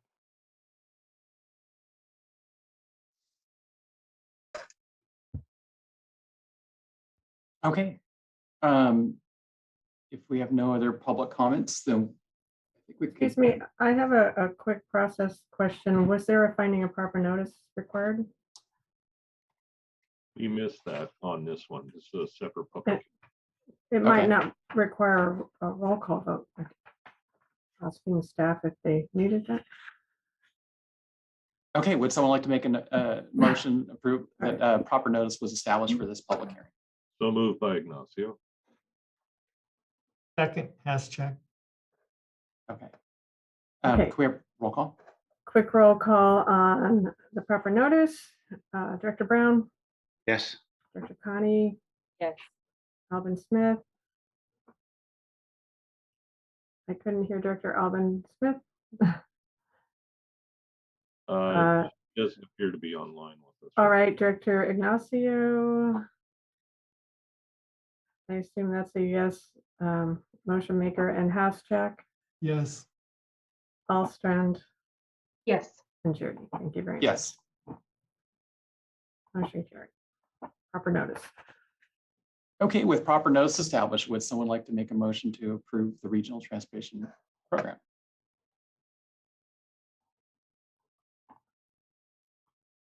I will make that recommendation. Brown. Ignacio second. Okay. And we'll close, again, if we didn't already, we'll close the public hearing at 3:31. Okay, can we have a roll call? Director Brown, Yes. Director Connie, Yes. Director Alvin Smith, Director Ignacio, Yes. Director Haschak, Yes. Director Alstrand, Yes. and Chair Jody. Yes. Motion carries. All right. Well, then that takes us to item number 9, which is update on the regional energy network. All right, and I do, before we start on this, I do want to just point out, Director Alstrand has noted that she'll need to leave the meeting at 3:40, so we may lose her in the middle of this item.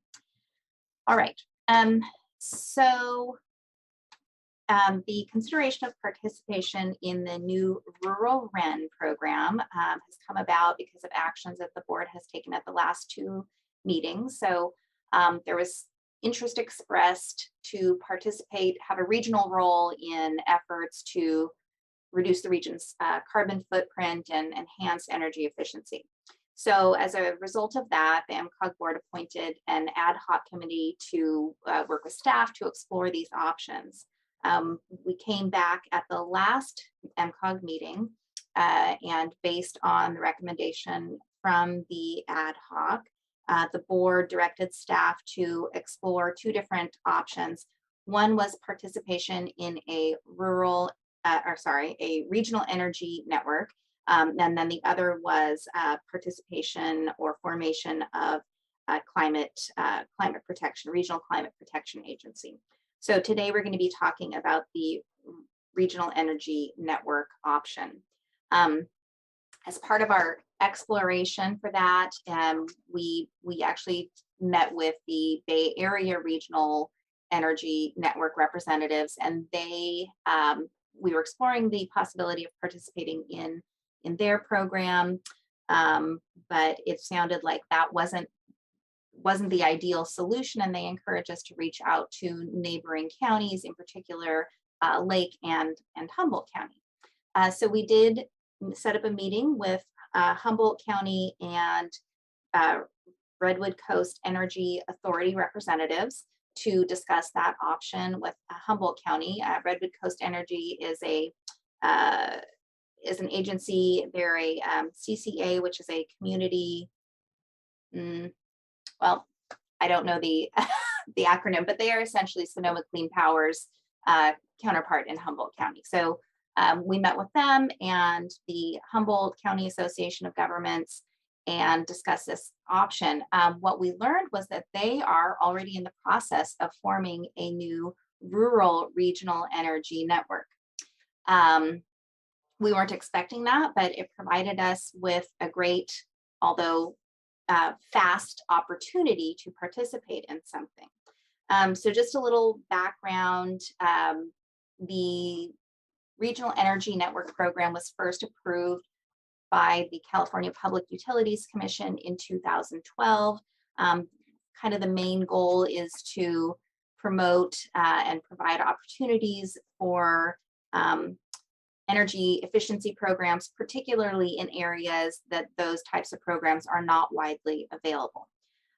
So the RuralREN that is currently in formation, and RCEA is taking the lead on that effort.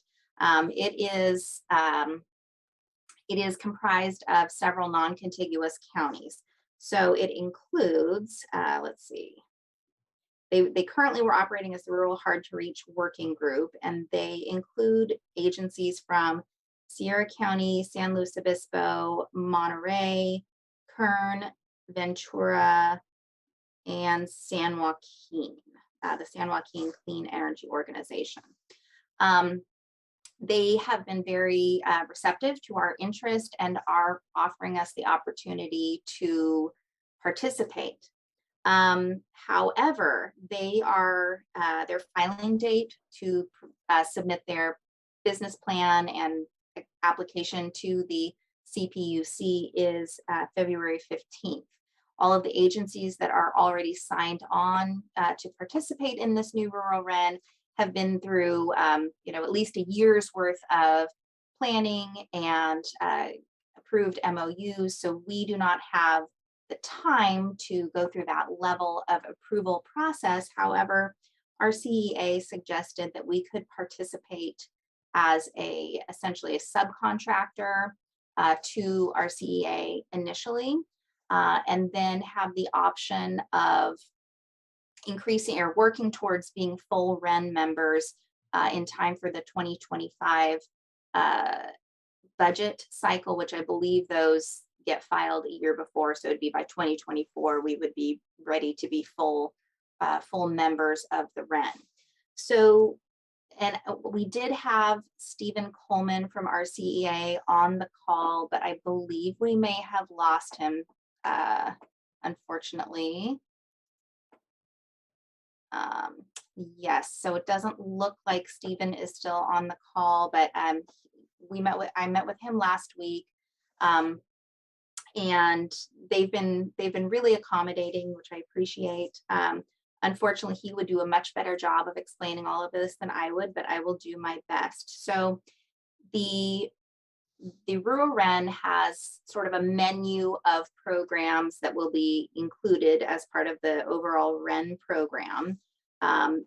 Mendocino County would probably not be able to participate in all of these initially, as we would be sort of participating in a limited capacity. But the programs that will be offered include a public agency equity program, which is to support efficiency programs with public agencies like school districts, county and city government buildings. A residential equity program, which is similar to support efficiency programs in residences. Workforce education and training, codes and standards work to work with local building officials. Financing program, which is essentially, there's a lot of incentives in place for things, but sometimes they're reimbursable. And so the financing program allows people to sort of like bridge financing so they can implement improvements and then have a way to cover those costs until their rebates come in. Residential resource program, which is incentives and in some cases direct installation programs. Non-residential resource program, which is the same thing, but for obviously non-residential buildings. And that's the full list of programs. So those are all programs that we eventually could participate in if there is interest in doing this. The one kind of tricky part is that because the city of Ukiah has its own municipal electric utility, the activities that could be carried out within the city of Ukiah would be limited to things that were more on the natural gas side of things, because city of Ukiah residents still receive their natural gas from PG&E. The REN programs statewide are all funded by existing charges, existing fees that are collected from ratepayers. In every bill, there's something called a public goods fees that's kind of rolled in with all the other fees. And so the revenues collected from those fees go to fund these programs. So city of Ukiah residents are still paying those, but to a lesser extent because of the gas. So within the city of Ukiah, and efficiency regarding natural gas could be included, as well as conversion to, or electrification. So conversion from natural gas to electricity. So when of course we would work with the city, and also there would have to be some coordination with Sonoma Clean Power. So I know that this is very quick. Unfortunately, because the RuralREN needs to sort of move forward with finalizing their plan. As I mentioned, it has to go to the CPUC in February. MCOG doesn't meet again until February. So some sort of action would be needed today in order to move forward with this. However, it doesn't really seem like there's a lot of downside. This sort of participation as a subcontractor initially allows us the time to plan for what might be needed. It also budget for staffing or subcontracting to do that planning would be included and funded through the REN. So what they have asked for, our CEA has asked for, is a letter of support, and most likely they would want letters of support from the cities and county as well as MCOG about the desire to participate in this as a subcontract to under subcontract to our CEA, with the intent to work toward full REN partnership by the 2025 budget cycle. So that is my recommendation today, is to authorize staff to send a letter of support. If the desire of the board is to participate in this, and I think it's a really great opportunity, even though the time frame is a little daunting. So my recommendation to direct staff to send a letter of support, and to direct staff to request similar letters of support from member agencies as appropriate. And then I'm going to add, that was my recommendation in the staff report, but I would also add that to the recommendation for staff to work with the ad hoc committee between now and the filing deadline to work out details of what that might look like. Okay, thank you, Nafili. Director Hashak. Oh, thank you, Chair Shirley.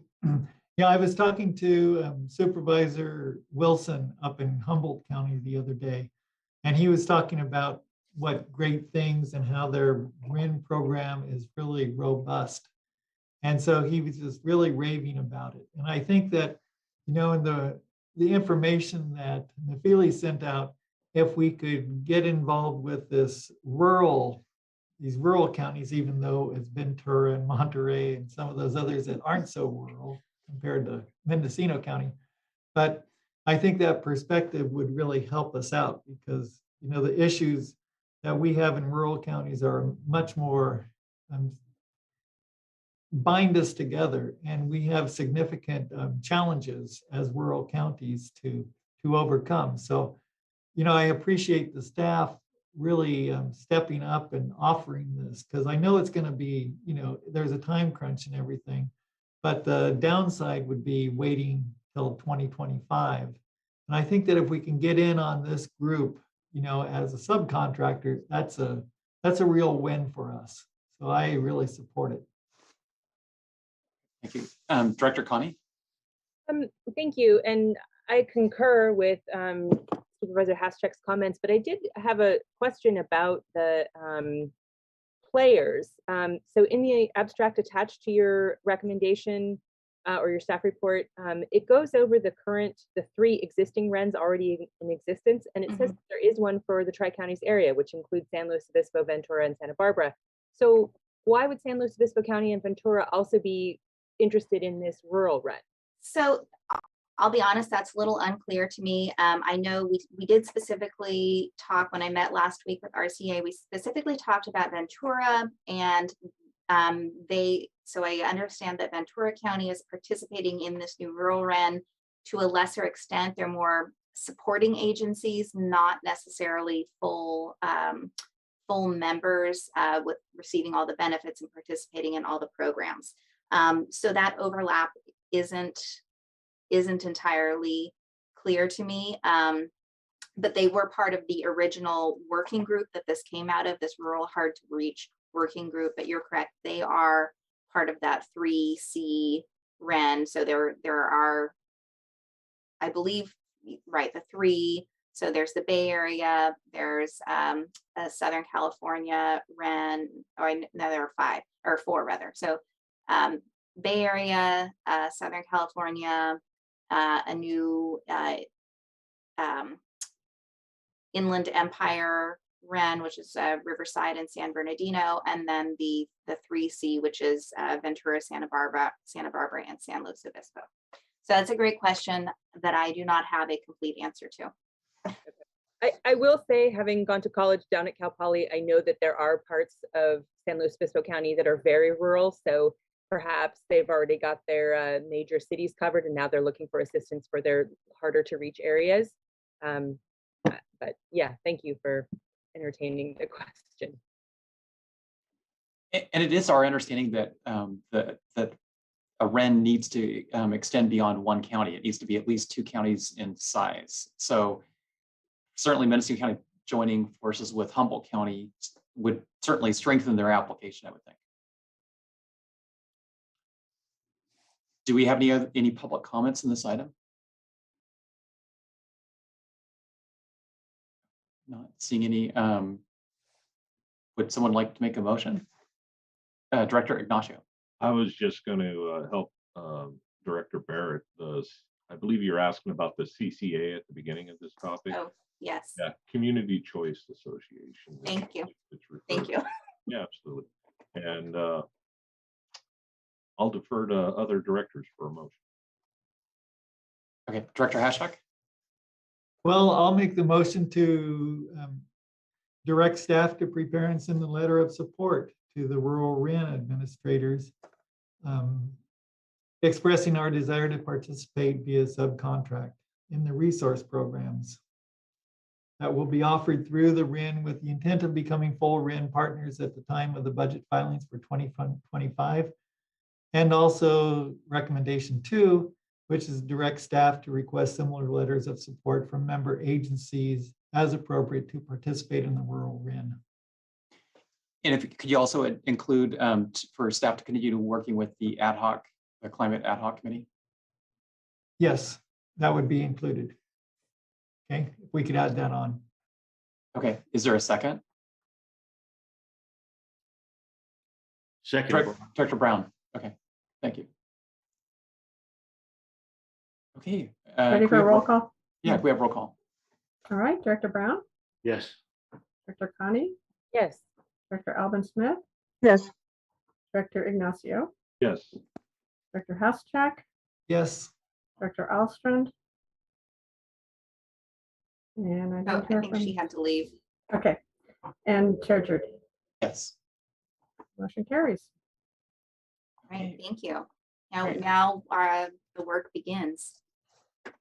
Chair Jordy, can Oh. I have a comment I need to make? I have another meeting at 4 o'clock, so I'm going to have to be signing off. I apologize. This is running a little later than I anticipated. Understood. I also do. Okay. All right. And I do too. Okay. Well, maybe we can get onto the calendar and wrap up as soon as we can. So we all did see the calendar. Does anybody have any concerns with the calendar? Maybe we could just start off with that. If there are no concerns with the calendar, do we have any public comments in this agenda item? Not seeing any. Would someone like to make a motion to ratify the 2022 calendar? I think we could just, sort of for direction, and usually we'll adopt it in February when, just to be sure that the members who are actually serving are the ones approving the calendar. And so we could carry this forward as we often do. Okay. Well, but the calendar's been pretty. If you'd like to adopt the calendar, you could do that. Yeah. It's very similar structure to what we've had. Most first Mondays, there's a later meeting in August, in the middle of August, and then we have a couple of tours. They'll be virtual. Okay. that's So would someone about like to make a motion to approve the calendar? I didn't hear any public comment. I'll make a motion to approve the proposed calendar. Okay. I will second. Okay. All right. Okay. Cool. Can we have roll call? Sure. Director Brown, Yes. Connie, Yes. Alvin Smith, Yes. Ignacio, Yes. Haschak, Yes. Alstrand, and she's gone, and Judy. Yes. Motion carries. Thank you. Calendar's Okay. adopted. Now we're going to recess this to Policy Advisory Committee and reconvene as Regional Transportation Planning Agency and ratify. Do we have a motion to ratify the action of the Policy Advisory Committee? So moved. Second. Okay, so I think that was moved by Director Hashak, seconded by Director Brown. Okay, and quickly, Director Brown, Yes. Connie, Yes. Alvin Smith, Yes. Ignacio, Yes. Haschak, Yes. and Judy. Yes. Motion carries.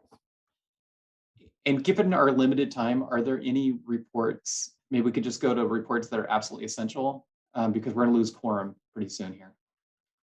Very quick report from MTA, 5 new cutaway all-electric vehicles, and we did get approved for our 35-foot all-electric Gillig. So we are going that zero emission bus route, so everybody knows. So there'll be a total of 6 all-electric vehicles? Yes, sir.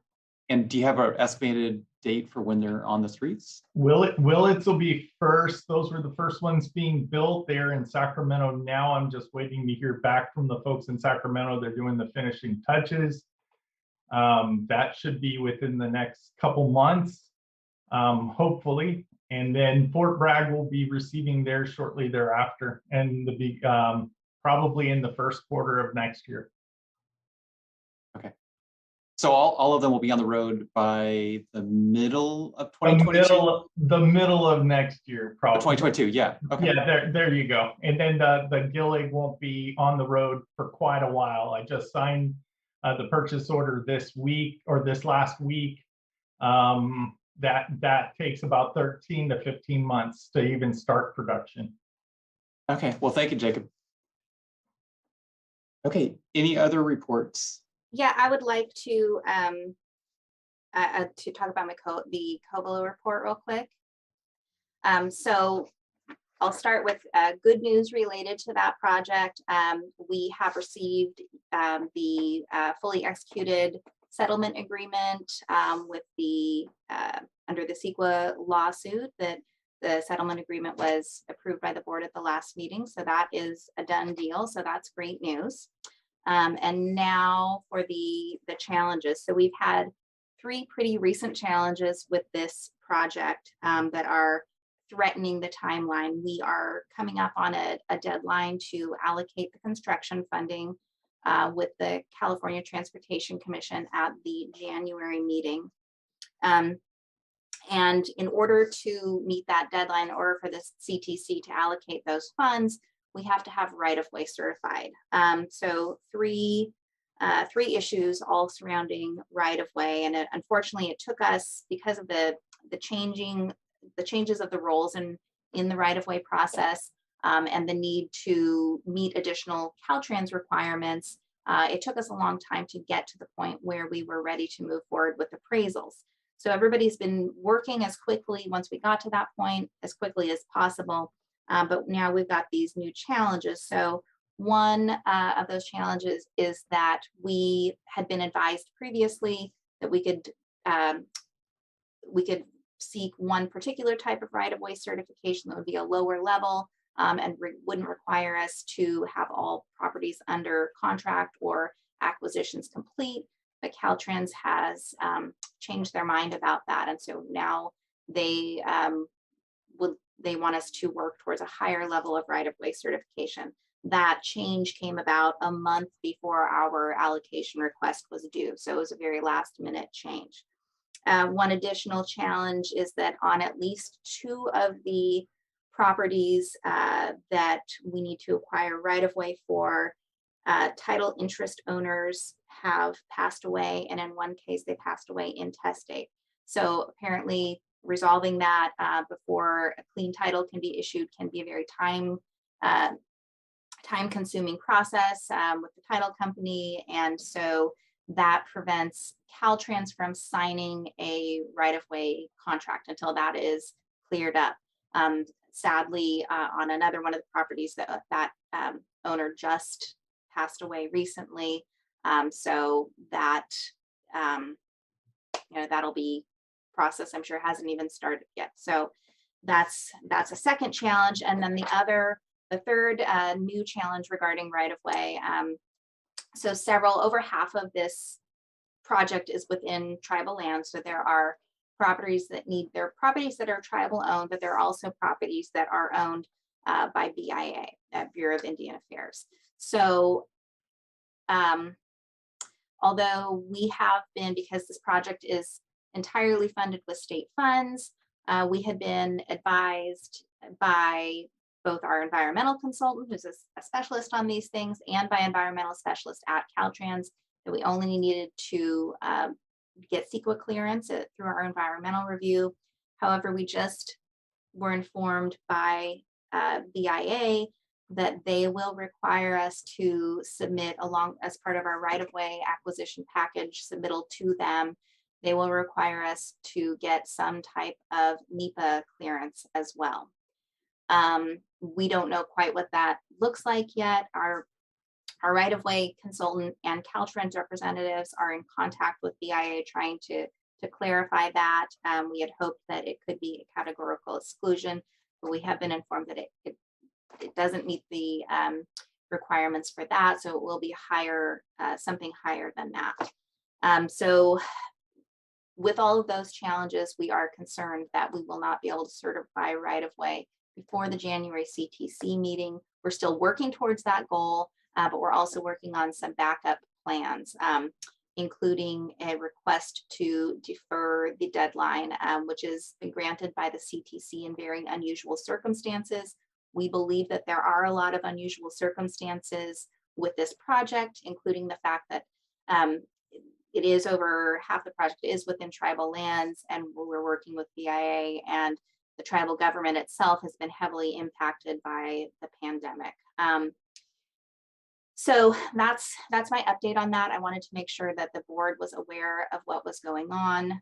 I am glad to report that Caltrans District 1 and CTC staff are very supportive of this project. And so I think that we will, I think that they will be supportive of whatever steps we take going forward. But unfortunately, it is going to be a real challenge for us to meet that January allocation deadline.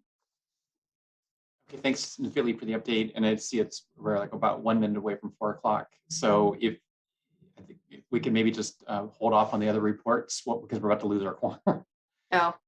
Okay, everyone look at the info packet, because we have a fantastic $1.4 billion investment in clean transportation for the next 3 years. So take a look at that. It's all great news, historic investment. So all those who care so much about climate change, I thought that would be of note. Okay, thanks. Okay, so at 3:59, we're going to adjourn. All right, thank you, Happy everyone. holidays. Good job, See you guys. next year. Thanks for being here. Thank you all.